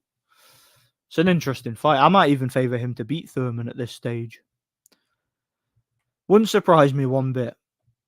I mean, even a fighter as inconsequential as Billum Smith as getting opponents die for him. I mean, that tells you, if that's true, that tells you everything about boxing. AJ chose Ben Davis in his history. Yeah, Spencer Farrell won't look like that, will he? He'd rather he chose like Don Charles or someone. Yeah. Nikolai Valuev does remind me of like a Lord of the Rings Harry Potter character. He's kind of like, he's a cross between the cave troll in Lord of the Rings and Hagrid from Harry Potter. He's like their love child. He kind of looks like Hagrid's brother, you know, from the fifth one, you know. He does as well. Serengo. How is Nikolai Valuev not in movies, man? That guy should be in movies. He should be like 300 or Lord of the Rings or something, you know. Serenko and Stanionis both haven't fought for 2 years. It's like we were saying before, they were being kept on the shelf, aren't they, by the promoters, it seems like. Jalilov, currently number one prospect in the heavyweight division. I see him KOing Hrgovic. Well, Hrgovic just doesn't seem interested at all to me. So I wouldn't be surprised if anybody knocked him out. Should boxers lift weights? You know, this is something that it's a question I'm working on answering. So I've been lifting weights a lot lately. I've been lifting weights in the gym. And I'm thinking, I've not gotten around to planning it yet, but I'm thinking of making a video on the subject of weightlifting for boxing or just weight training for boxing in general. I'm kind of looking to assess my like performances in the gym, like my pros and cons of adding weight training to the rest of my workouts. One of the things about weight training that I've noticed is it's very difficult to recover from. Like if you're doing weight training and boxing training at the same time, cardio, intense like pad work and stuff like that, it can interfere with your recovery from weightlifting. Like weight training does a lot of damage to your muscles, and you have to eat a lot of protein to recover from it, which works.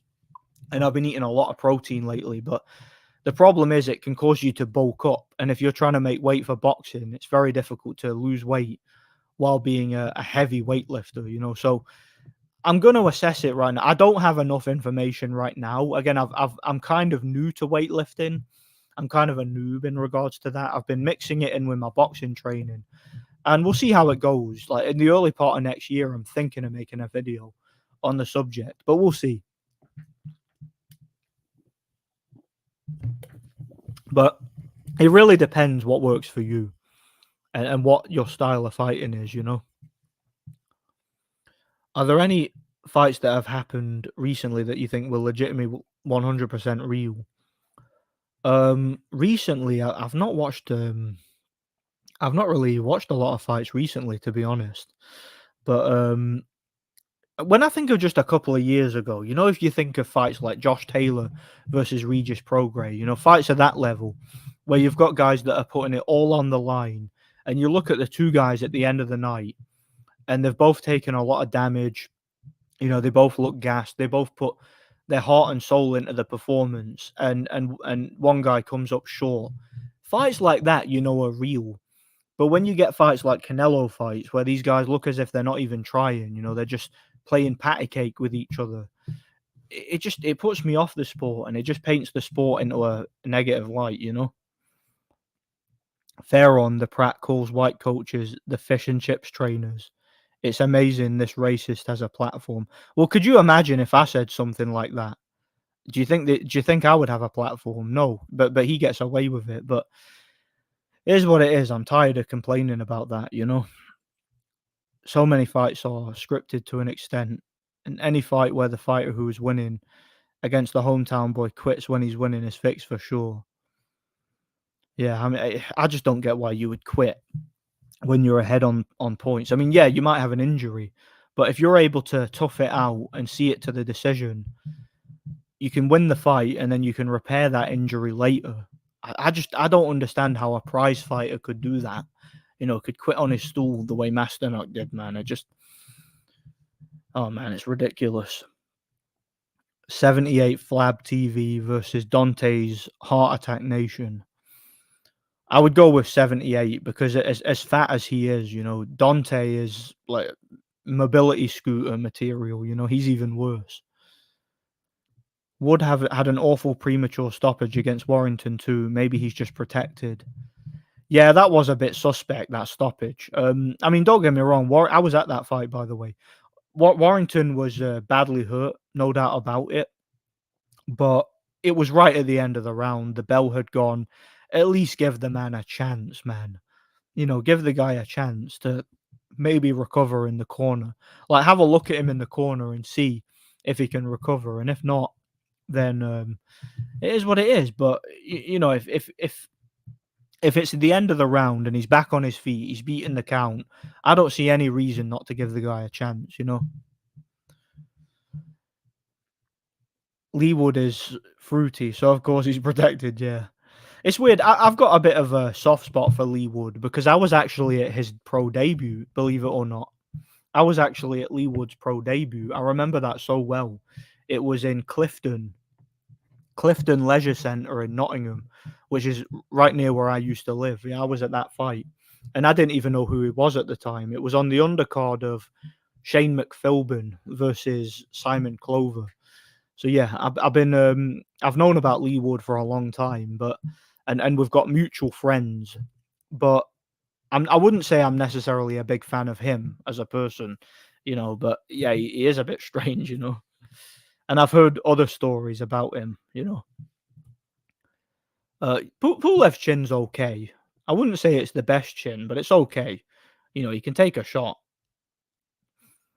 Jerome Miller and Lucas Brown, whole resumes are suspect. So many fixed fights. Yeah, I mean, Jerome Miller's mostly fought just old men and guys who were half his size. You know, they didn't even need to fix his fights. Not sure about Lucas Brown.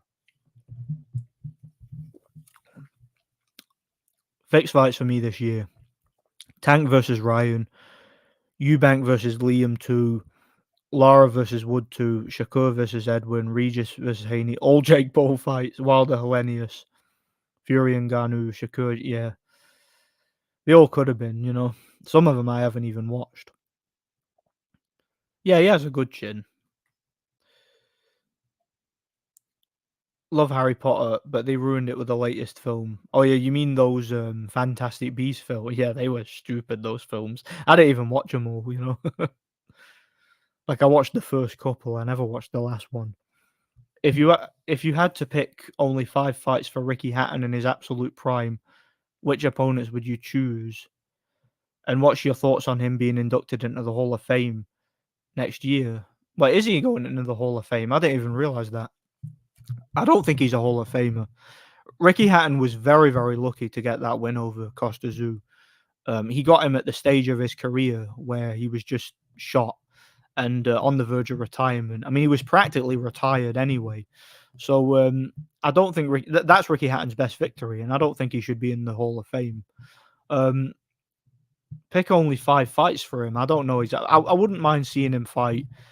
You know, guys like Sean Porter, guys like Thurman. You know, that modern day welterweights. You know, guys like Provodnikov, Timothy Bradley, Maidana. I'd like to see him fight those guys. You know, guys who kind of came around in the welterweight division when Ricky was at the end of his career or retiring. I'd like to have seen him fight those guys. And I don't think he would have beaten them, if truth be told. Not at that stage, anyway. Maybe in his prime, but not at that stage. Is there any other Bulgarian boxers worth mentioning right now? I don't actually know. I don't. I haven't followed a lot of Bulgarian boxing. I know there's Pulev's brother, Turval Pulev. He's pretty good, but I don't know who else there is outside of that, like prospect wise. Someone else could know more than me, you know. Oh yeah, you're asking Mari Rusev. Yeah, he'd probably know more than me. I'm not surprised that Dumbledore is gay, as he's already shown to be a narcissistic psychopath. Yeah. See, that's the thing. Dumbledore wasn't actually. There was no indication anywhere in the books that he was gay. That was kind of a retcon that came years later. But when you actually examine what an absolute like child abuser the guy is, like a narcissistic, manipulative psychopath, it's possible that he could have also been a sodomite. Like that is possible. There may have been an implication there. I mean, who knows? I mean, I doubt it, but you never know. Floyd's daddy, Torod, oh yeah, the guy who beat him in the amateurs, Bulgarian, Serafim Todorov was a Bulgarian who was a great amateur, and he legitimately beat Floyd. There was no robbery. It was close, but Torodov was slightly more sharp. Do you know, I saw that fight on YouTube years ago, and I thought that the Bulgarian won it clearly. I thought he clearly won it. Yeah, the whole Floyd was robbed in the Olympics is a complete lie. He wasn't robbed. I thought the Bulgarian clearly won it. Vladimir Nuchisora was all wrong for him, Don Charles. I don't know, that made me laugh for some reason, you know. A bit like when Obi-Wan told Anakin to find the bounty hunter while he drinks and gets some solid death sticks. Yeah, that's exactly what it's like. It was exactly like that. It's like Hagrid brings him to Diagon Alley, and he's like, go and get me some like peacock feathers, and whatever else he wants him to get. And he's like, I'm going to the pub for a few butter beers. If you need me, I'll see you soon. And then he walks away. But like, I always imagine what would have made that so much funnier would be, do you know, if he gets all the stuff and then goes back to him and he's just absolutely pissed, like he's wasted, and he's like, Harry, what are you doing here? You're supposed to be in school. I thought that would have been so funny if they'd done that, like if they'd have just gone all out with it. But yeah, that scene's amazing where Obi-Wan's just like, go find him. He's like, where are you going, master? He's like, for a drink. I remember seeing that in cinema and pissing myself. You want to buy some death sticks? You don't want to sell me death sticks. You want to go home and rethink your life. Like, Obi-Wan was pretty based in that movie. It was funny. Imagine going into the woods and you think you've seen a terrifying monster, but it's really just Valuev walking his dog. Yeah, you see Valuev in the woods and you think you've just found a Sasquatch or something. I can remember on Facebook years ago, someone commented and said, Carl Froch is the best looking boxer ever. And then someone responded and said, I thought it was Valuev. Oh, man. Yeah, he is Nikolai Valuev. He is a politician now. It's true. It's true. Where was I? Have you seen an extension of the Lord of the Rings universe? Power. Oh, do you mean Rings of Power? No, I'm never watching that. That doesn't exist to me. If that's what you're talking about, then I'm never watching it. No. Nikolai Valuev would be a perfect final boss for a Mortal Kombat game. Yeah, he would. Yeah. Keep up the good work, mate. Oh yeah, good to see you here, Making Gains. Yeah, good to see you here, man. Check out Making Gains' channel for anybody who hasn't seen it. Makes really good content. Yeah, God bless you, man. Thanks for stopping by.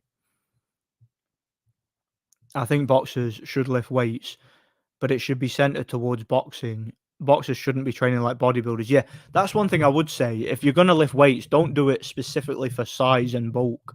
Do it for strength and conditioning. I think that would suit a boxer. So like when you're lifting weights, do sort of sets of 5 and try and get a cardio workout in between and stuff like that. Just so that because you don't want to be like doing just bicep curls and nothing else. You want to be training different muscles. So you want to be doing like deadlifts, squats, like press, and stuff that actually has a functional use that would translate to boxing. You know, you want to have good strength. You don't just want to be big and bulky. You want to have physical durability and strength. You know. Yeah, Spencer Farron thinks Wakanda is a real place. Yeah, he thinks he's Black Panther, doesn't he? Nothing wrong with weight training. Yeah, I agree. Weight training is good if you do it right. You know, if you have a practical reason for doing it. You know, it's definitely something that's positive. I mean, being stronger is always worth it. You know, being stronger is always going to benefit you in any situation. You know, with all else being equal, the guy who's stronger is going to have an advantage. You know, Jerry Forrest was destroyed by Jared Anderson. Before, I was thinking that Forrest could beat him as well. I didn't see that fight. Jerry Forrest came to lay down for a paycheck against Jared Anderson. He even kind of admitted it in an interview. Most of Jared's opponents are divers. I have heard that. A lot of people. I've never sat and watched Jared Anderson like properly like that, but I've heard a lot of people say that he's, you know, that his fights look a bit suspect. You know. Oh yeah, Ted Cheeseman and Sam Eggington, great fight. Those two were always in great fights, man. Great fighters to watch, they were. Weightlifting is mostly diet. People make the mistake of getting protein shakes and creatine when they should be eating eggs and meat and veg. Press ups, pull ups, all better than free weights. Well, I don't know, because if you're going purely for strength, then free weights are going to do more for you than press ups and pull ups. Like press ups and pull ups are what's known as kind of a assistance exercise. You know, it's good to be able to like lift your own weight and to do like cardio workouts. Like you do your workout and then in between the round you do press ups or pull ups. It's like an assistance workout, but free weights are better for actually gaining strength because it's easier to measure how much stronger you're getting. Let's say you can deadlift 110 kilos and you struggle. And then let's say a few workouts later, you can deadlift 120 kilos. Like you're progressively overloading is what they call it. So you're getting stronger and stronger. You're able to lift more weights. And so specifically for getting stronger, free weights are the best thing for you. But Press ups and pull ups are obviously very good for just general conditioning, fitness work, if that makes sense. I want to watch Pulev versus Aslanbek Makhmudov. That's a big fight. That's a good fight, actually. Makhmudov is limited, but he's a very big puncher. He's dangerous, and he's a big guy too. So that would be an interesting fight. It would be. Especially, I'd pick Prime Pulev, but now it'd be interesting. Munguia versus Derevyanchenko was that was a good fight. That was a great fight. I do think that was a real fight too. I think Derevyanchenko came to win. I'll take that as a compliment. Fish and chips are a delicacy. Oh, I love fish and chips. Fish and chips, amazing. Oh, can I translate this? Hey, man, what you think? What's going on? Advantage what box has against black box? I'm struggling to read that, man. I tried an accent and everything. From what I heard, Masternuk's rib was sticking into his skin. Not sure if it's true. I haven't seen the fight. Well, if that's the case, then maybe it's what'd you call it? Maybe it's for the best that he pulled out. If it was that serious.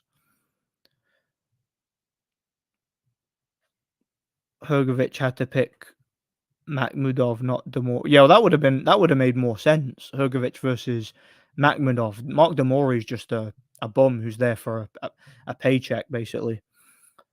Dave Allen did a better job on Lucas Brown than Miller did, and Allen beat a younger, fresher Brown. Yeah, he did as well. He actually did. It was a better knockout. It was. Spencer Farron is the biggest bum inside of boxing. The masturbator knowledge. Why does he continue getting a voice in boxing? I don't know. I can tell you one thing. I certainly don't listen to him. I think he's a clown. Yeah, I certainly don't listen to him. You need to bring back the peanut head Spencer since you burned the last one. Tyan stick as well. Oh, you're on about Tyan Boot. Yeah, he lost, didn't he? Yeah, I agree. Prime Costazu destroys Hatton, in my opinion. If Rick Hatton caught you in bed with his missus, would he tuck you in? Probably. Yeah, he probably would. Then again, does he even have a missus now? Isn't he dating some thought or something? I don't know. I watch a lot of boxer, but I like Pulev the most because he's from my country. Yeah, that makes sense. Again, if a fighter's from your country, you're going to have more of a affinity towards them. There's nothing wrong with that. It's natural, It's good to support your own. Hatton way overachieved. I missed that era. Yeah, Hatton was a great fighter to watch, by the way, but he definitely overachieved. Yeah, Ricky would tuck anyone in. He enjoys being cooked. He's a weirdo. Yeah, Hatton is a strange individual, very strange individual. I was referring more to boxers during Hatton's era. I'd have loved to seen Hatton versus Provodnikov, though. That would have been a great fight. And yeah, Hatton and Diego Corrales, yeah. Well, the obvious one is Junior Witter. There's no reason for that fight not to happen. It was a domestic fight that would have been interesting. That's definitely one from that era. Cotto would have been interesting. Marquez would have been interesting. They would have all been interesting fights, Would have been interesting to watch. Not sure I'd favour him, but I'd give him a chance.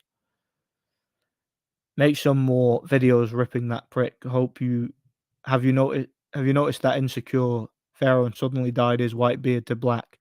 He's not aging happily. Yeah. I haven't paid attention, Would be interesting to throw Hatton in with Taylor, Prograis, Ramirez. He beat Ramirez, I think. I don't think so. I actually think Ramirez is like a better version of Hatton. He's like Hatton, but with better defense and fundamentals and a slightly better chin, I think, Would be an interesting fight, but I'd favor Ramirez, probably on points. Hatton and Diego Corrales are getting into the Hall of Fame, I mean. Oh, is that right? Oh, I don't think either of them belong into the Hall of Fame. Personally, I don't. Dumbledore would have gone with Kevin Spacey to Epstein Island. Yeah, Kevin Spacey and Bill Clinton and whatnot. Yeah, they would have fun there. Dumbledore would fit in really well with that lot. He would fit right in. He really would. The Hall of Fame means nothing. Mickey Ward and Carl Froch got in. Exactly. Mickey Ward was never even a world champion, was literally a journeyman, yet he's in the Hall of Fame. Carl Froch, best win was probably a shot Mikhail Kessler. He's in the Hall of Fame. How? I just don't get it. Oh yeah, because he was popular and the establishment liked him. That's why. Imagine how much money Hatton have if he can get a girl that beautiful. Yeah. Oh, Hatton's loaded. He's loaded. He's got a lot of money. He has. He made a. Hatton was the biggest draw. Like Ricky Hatton was the biggest draw in British boxing for years and years. He had a massive like football firm behind him, and he used to sell out like massive arenas. He used to get so many views on TV. He was the biggest draw in the history of British boxing, I think. Bulgaria has integrated a couple of Cubans into their amateur program. Javier Ibanez from Cuba and Rozladov Rozinov in their best guys. Rozladov is only 19, but very highly skilled. Well, they've got some guys coming through then, so that's good. Who do you think hit harder, Klitschko or Joshua? Klitschko, without a doubt. His punching technique was just better, and he was faster in his prime, I think. I wish there was an alternate version of that where Obi-Wan and Anakin took the death sticks and reminisce about the Nest gun dogs.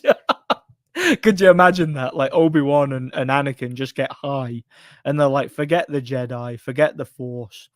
We'll just sit here and we'll chill. We'll just be hippies and we'll chill out in it. Given the continuity of that series, it probably would have been better because Anakin wouldn't have ended up murdering Obi-Wan and becoming the Dark Lord of the Sith. He would have been able to just chill out and enjoy his life,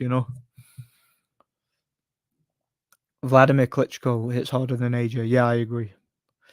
They could have joked about Anakin's crush on Padme as well. Yeah, they could have. Yeah, it's a shame Anakin was like desperately in love with her, but he wasn't allowed to be because the Jedi are like soulless, emotionless drones.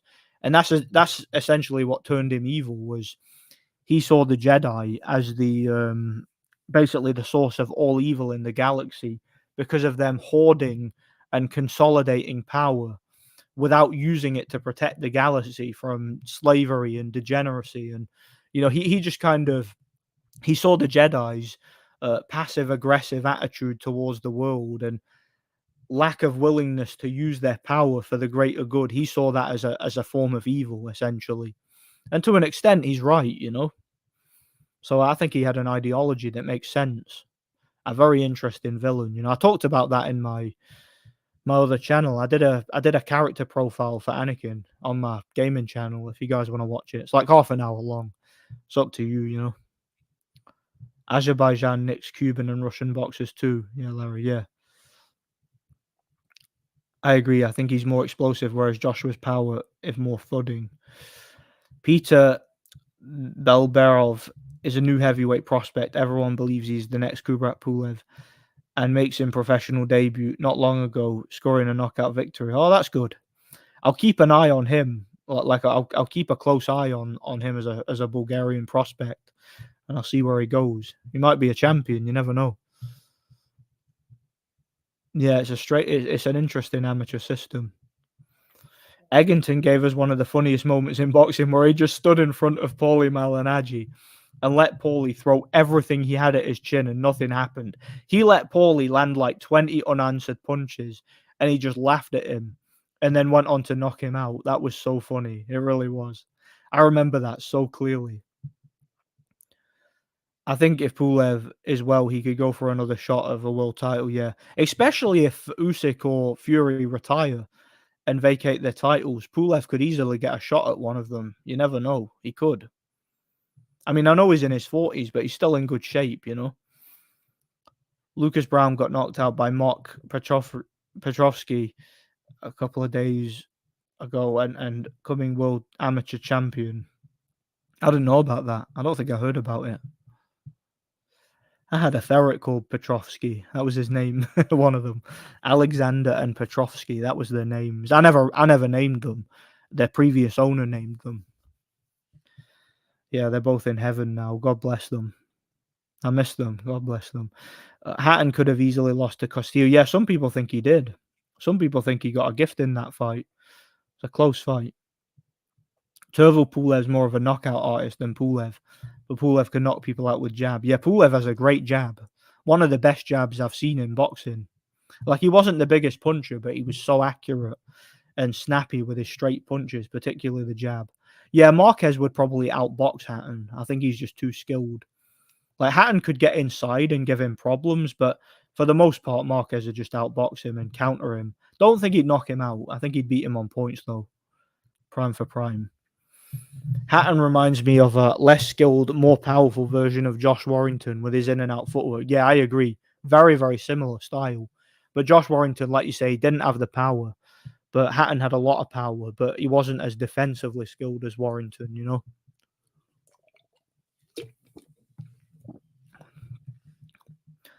I thought Mickey Ward just inducted Arturo Gatti. I don't know. I know Arturo Gatti was in the Hall of Fame. I don't know about Mickey Ward. I heard he was. Carl Froch was very good. Deserved it. No, he didn't. Carl Froch was so overrated, man. That guy was a complete fraud, in my opinion. He definitely didn't deserve to be in the Hall of Fame. I mean, if Darius Mikulchevsky and Sven Otke and guys like that are not in the Hall of Fame, there's absolutely no way that Carl Froch should be, you know? You know, guys like Sven Otke were way better, you know?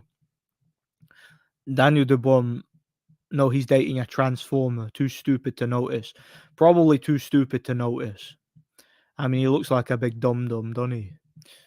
You know? Bulgaria used to have some great amateurs back in the 80s and 90s. Yeah, they've always had a very, very strong, like, disciplined amateur culture in boxing, you know? And they had a lot of good Olympic level fighters, you know, over the years. I think he would have, actually. I think Hatton would have beaten a prime Castillo, but I think it would have been a very competitive fight. I don't think he would have knocked him out early like he did when they fought, but I think he would have maybe either beat him on points or stopped him late, you know? Joshua has probably surpassed Hatton now in terms of being the biggest draw. Oh, yeah, he might have, actually. He might have now. Yeah, Joshua's a very big draw too, you know? Oh, yeah, Count Dooku is based. He is based, and he has an interesting ideology. That could be an interesting character breakdown too, you know? What do you think of Przyoski? Oh, he's talking to Rolf Stonefist.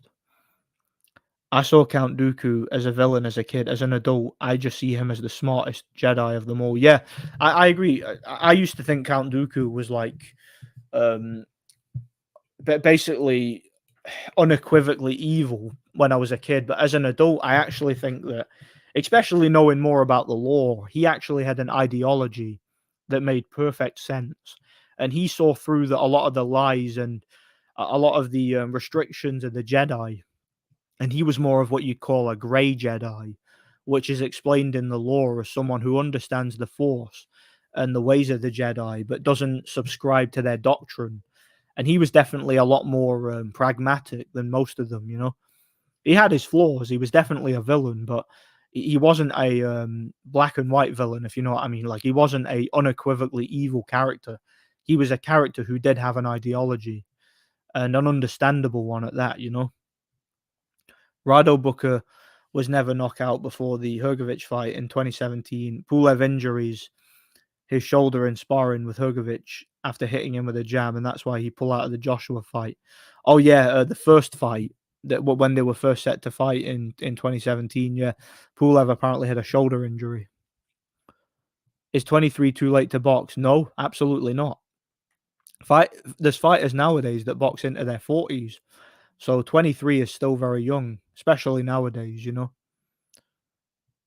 top 5 biggest punchers in heavyweight history. You got to have Vladimir Klitschko up there as one of them, like in his prime. Mike Tyson is as overrated as I think he was. One thing that can't be denied is his power. Like, Mike Tyson was a very heavy-handed fighter. He's got to be one of the hardest punchers. In addition to that, I'd say for his era, George Foreman was a massive puncher. I'd say by today's standard, there's guys who are so much bigger and hit harder. But I mean, yeah, George Foreman hit very hard for his era, and guys like Ernie Shavers, they hit very hard. But again, if we're talking about like super heavyweights, modern heavyweights, guys like Mike Tyson, guys like both Klitschko's, particularly Vladimir, Lennox Lewis has definitely got to be up there. Massive puncher. Um, yeah, there's a lot of guys who weren't elite fighters, but they were really big punchers. I mean, even guys like bloody Audley Harrison, he had a massive punch. David Haye was a massive puncher, but they weren't elite fighters. But yeah, those are the ones who come to mind.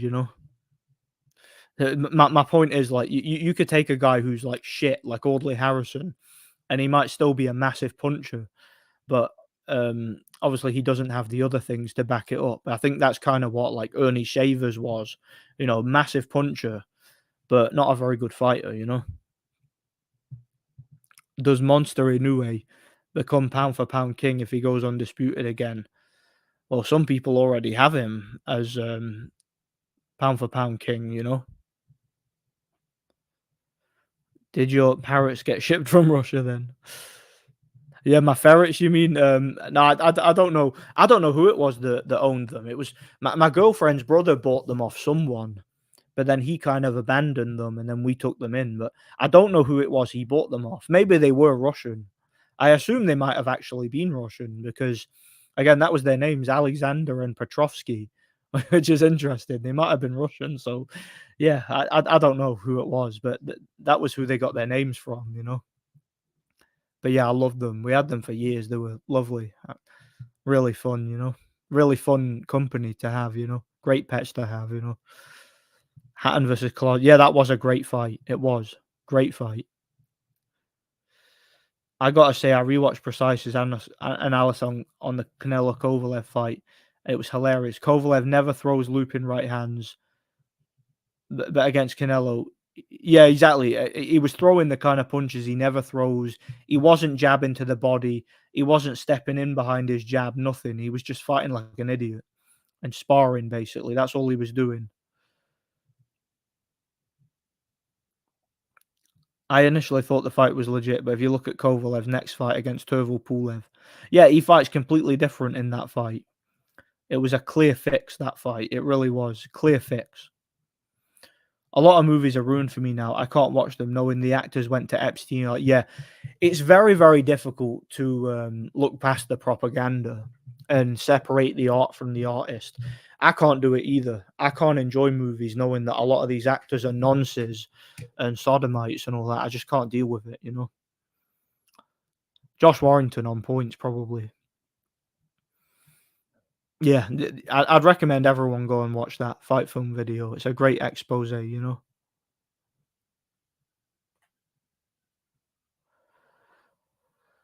Has like 20, yeah, it has a lot of views, and there's a lot of like Canelo fans and normies in the comment section.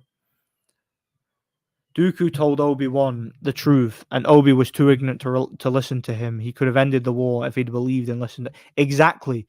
Dooku, everything that Dooku said to Obi-Wan while he had him like in the detainment thing was 100% true. He never lied to him.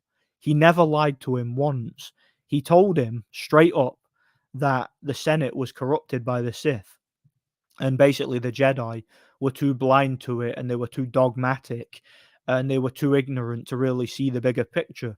And he offered him an out. He offered him a way to join him and try and end the war, but he didn't take it because Obi-Wan was ideologically possessed and basically blindly loyal to the Jedi, whereas the Jedi were a completely flawed and basically just a completely messed up faction.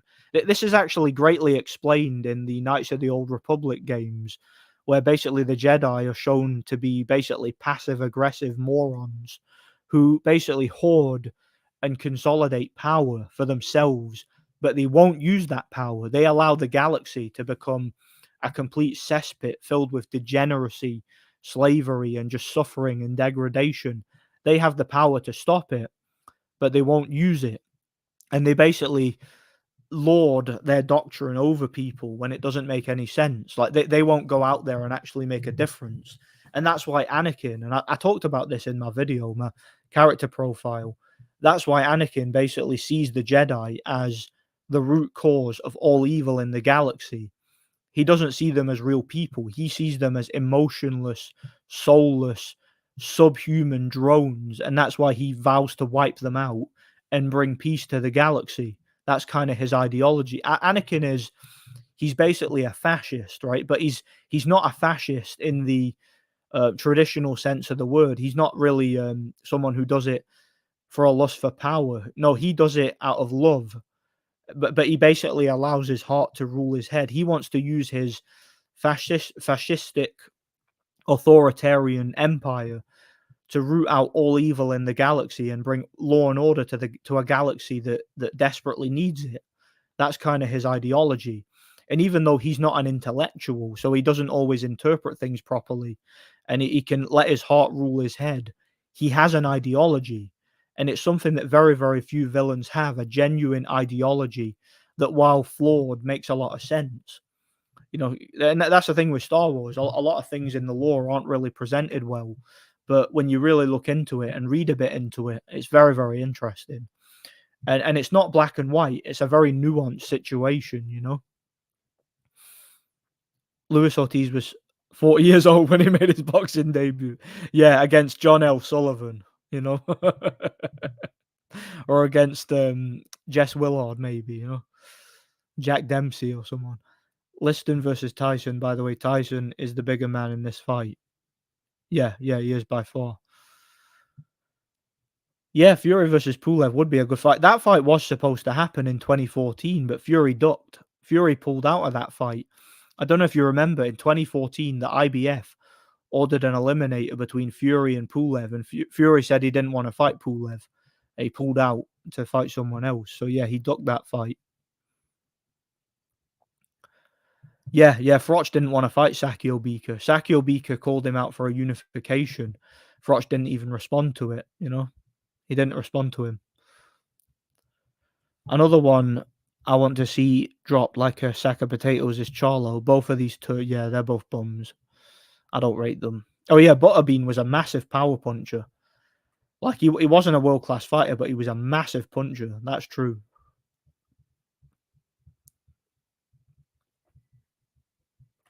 Where was I again? 1 second. Vitali, Mike, Foreman, Tyson, Marciano. Yeah, those are all big punchers, all of them.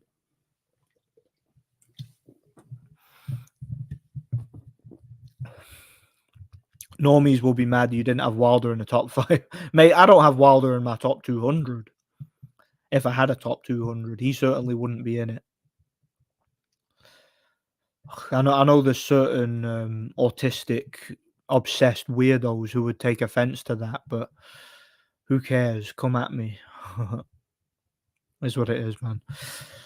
But I think Pulev would go for Usyk because 4 belts are better than 1. More drama, yeah.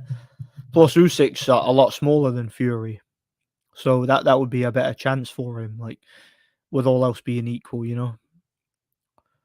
I think Petrosky is good, but a bit small for a heavyweight. But he looks like he's in very good shape. I think he would be very good at Bridgerweight. Time will tell if he will be great. Yeah.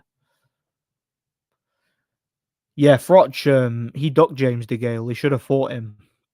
He clearly didn't want that fight, you know? Oh, come on, man. Clarissa Shields, Lady Chan, Katie Taylor, Mary Snog. Oh, man. Avoid Clarissa Shields like the plague.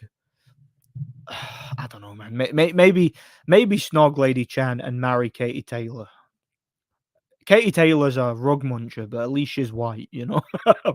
I'm kidding. They're all minging.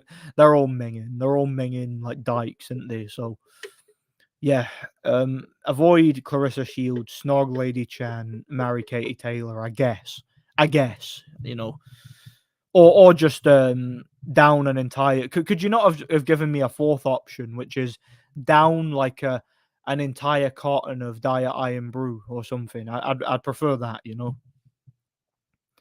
I would take that from instead of all of them, you know. I'm not totally against the Bridgerweight division. I think it provides an interesting opportunity for especially Eastern European fighters who have been sidelined by the West to become world champions. That's a good point. That is a very good point, actually. Makes sense.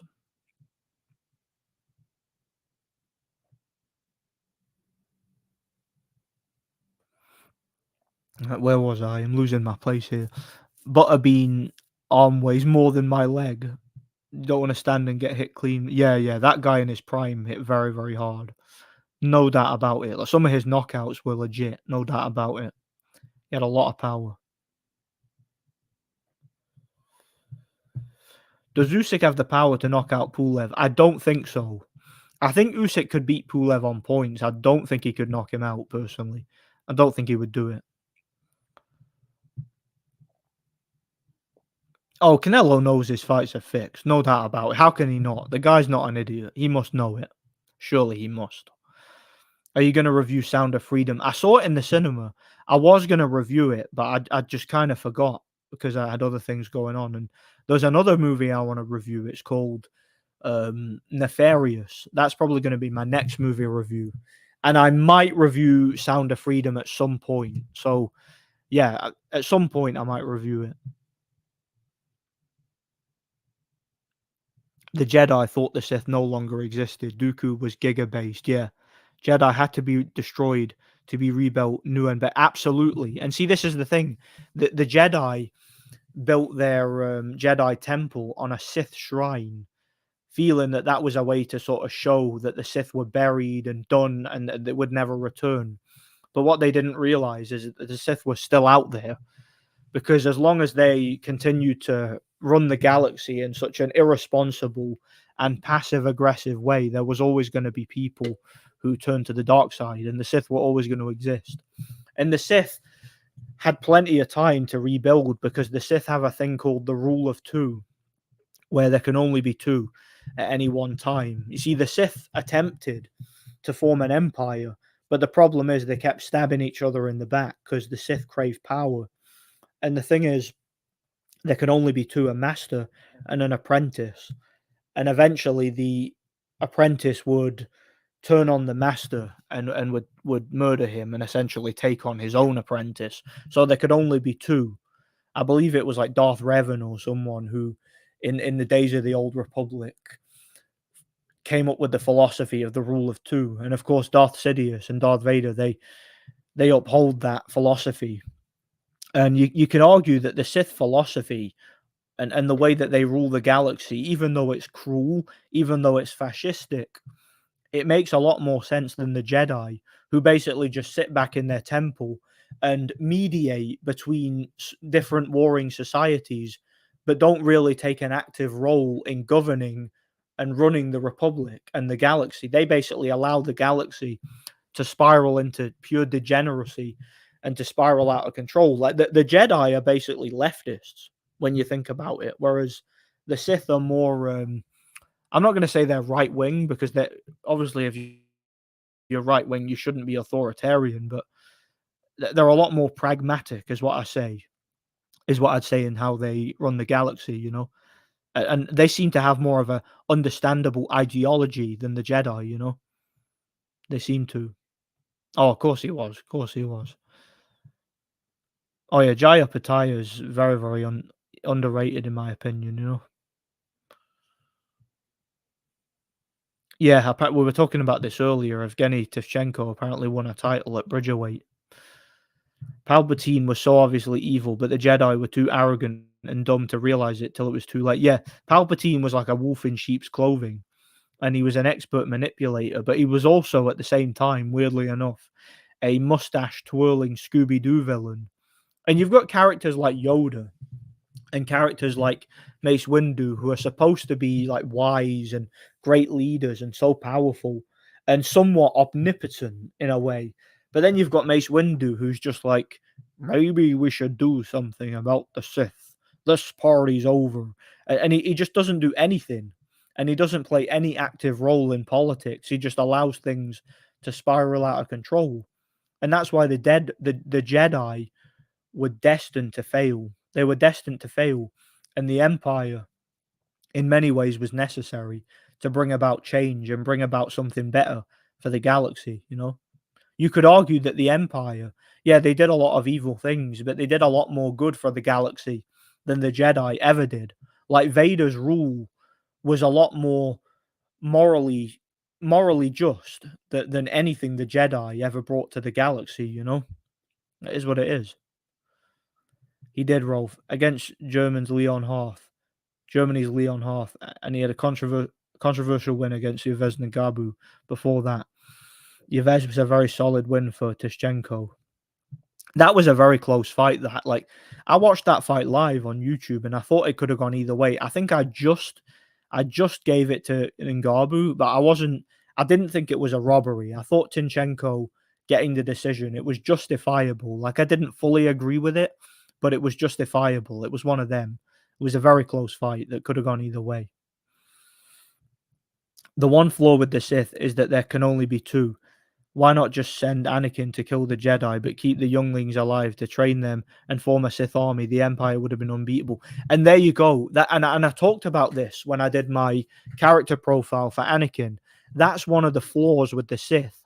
It is the problem that they're just too treacherous and too power hungry. And if they see anybody with even a shred of power or influence, they will stab them in the back. And the reason why is because they don't want any sort of competition.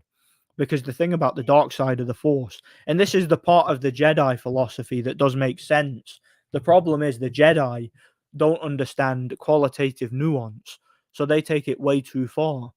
But the part of the Jedi philosophy that makes sense is that power is extremely unstable and it shouldn't be used lightly, if you know what I mean. So the Sith see younglings, they see children, and Anakin, subconsciously, he saw them as a threat to him, essentially a threat to his power. But at the same time, he also saw them as subhuman. He saw them as children that have been indoctrinated by the Jedi and are going to continue to uphold the Jedi doctrines no matter what he does. And that was an extremely flawed and evil way of looking at it, because at the end of the day, they were children, they were innocent. So when Anakin kills the younglings, while it wasn't out of character, given what we know about his history of growing up as a slave and idolizing the Jedi and seeing them as superheroes, and then later blaming them for the death of his mother and the continued existence of evil and slavery and degeneracy in the galaxy, what he should have done was he should have seen it as an opportunity, like you say, to take those children under his wing and try and lead them to a better future. But instead, he decided to murder them, and that's why he is a villain. So that's the thing. I'm not saying that Anakin is a good guy. He's definitely a villain. But what I was saying is he's a villain with a tangible and understandable ideology, if that makes sense. And that's what, to me, makes him such an interesting character. Because he's not, I wouldn't say he's a bad guy, but he's a villain, if that makes sense. So I'm sure that'll make sense to some of you, you know. On the Dubai card, yeah. After the Vladimir fight, Pulev wanted to fight David Haye. Yeah, he did want to fight David Haye. I think I remember that. Kessler was compromised in both Froch fights. The first fight, he had a cut from the Ward fight. Yeah, he couldn't. I don't think he could even spar going into that fight, you know, because of it. Would you rather drink an entire swimming pool of Diet Iron Brew? Man, I'd die. Or have Floyd Mayweather yell hard work every second you hit the bags at the gym? I'd go Floyd Mayweather, because I couldn't drink an entire swimming pool of Diet Iron Brew without dying.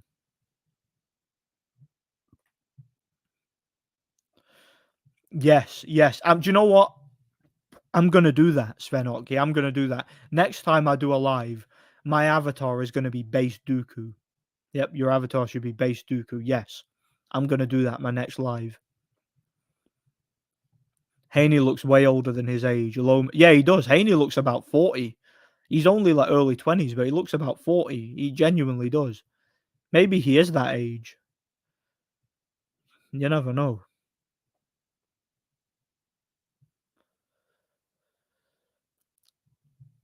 Minus the blowing up Alderaan part. Saying that wasn't Vader's decision. That was Grand Moff Tarkin, who actually outranked Vader. He outranked Vader in the Empire. Vader could have stopped him, but the problem is, by that point, he was so consumed by the dark side and so ideologically possessed by the Empire to the point where he'd lost all empathy. Because by that point in time, Vader had basically become transhumanist. He had lost his humanity. and become a cyborg, and he didn't have the same empathy that he used to have. He used to have a lot of empathy before then, you know? And that's what happens. Sometimes when you get involved in politics and you get in too deep, you become hard of heart, if you know what I mean. And I know exactly how that feels, basically, you know? Exactly, yeah. He's a conflicted man, but he did terrible things. And that's the truth. That's the thing. That's what makes him such an interesting villain. He did some horrible, evil things, but he did them for the right reasons. And he had a genuine, understandable ideology, which is very, very rare for a villain, you know? The Sand People are basically the Star Wars version of Muslims, evil and barbaric. Yeah. Oh, yeah. The Sand People were scum. I don't think he did anything wrong whatsoever by genociding the Sand People. I don't think there's anything wrong with that. They were subhuman, evil people. Although, interestingly, though, they weren't always that way. The Sand People are actually the natives of Tatooine, and they were the ones who inhabited the planet before it basically became a desolate desert wasteland. And they blamed basically they blamed foreigners that like the Sand People. They're kind of based. They hate foreigners.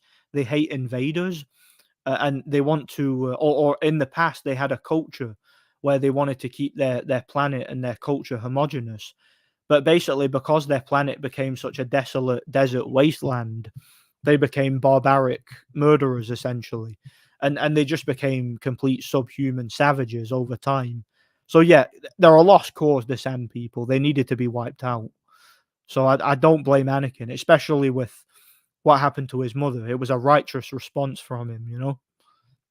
He's treated as a monster in the movies because of it, but what he did was totally understandable and, depending on who you ask, justifiable. But his motivations were definitely understandable. Yeah, yeah. Ortiz is meant to be 44, but he looks about 50 odd. Martin Bacoli is supposed to be 29. He looks at least 40 to me, you know. But anyway, guys, I've been going for like nearly 4 hours. I'm getting tired. I've got work in the morning. So, yeah, I'm going to wrap this one up. Thanks to everybody who stopped by. It's been fun. God bless each and every one of you. And yeah, stay tuned for more content on the channel and check out my other channel too. So, yeah, thanks for watching, guys. God bless.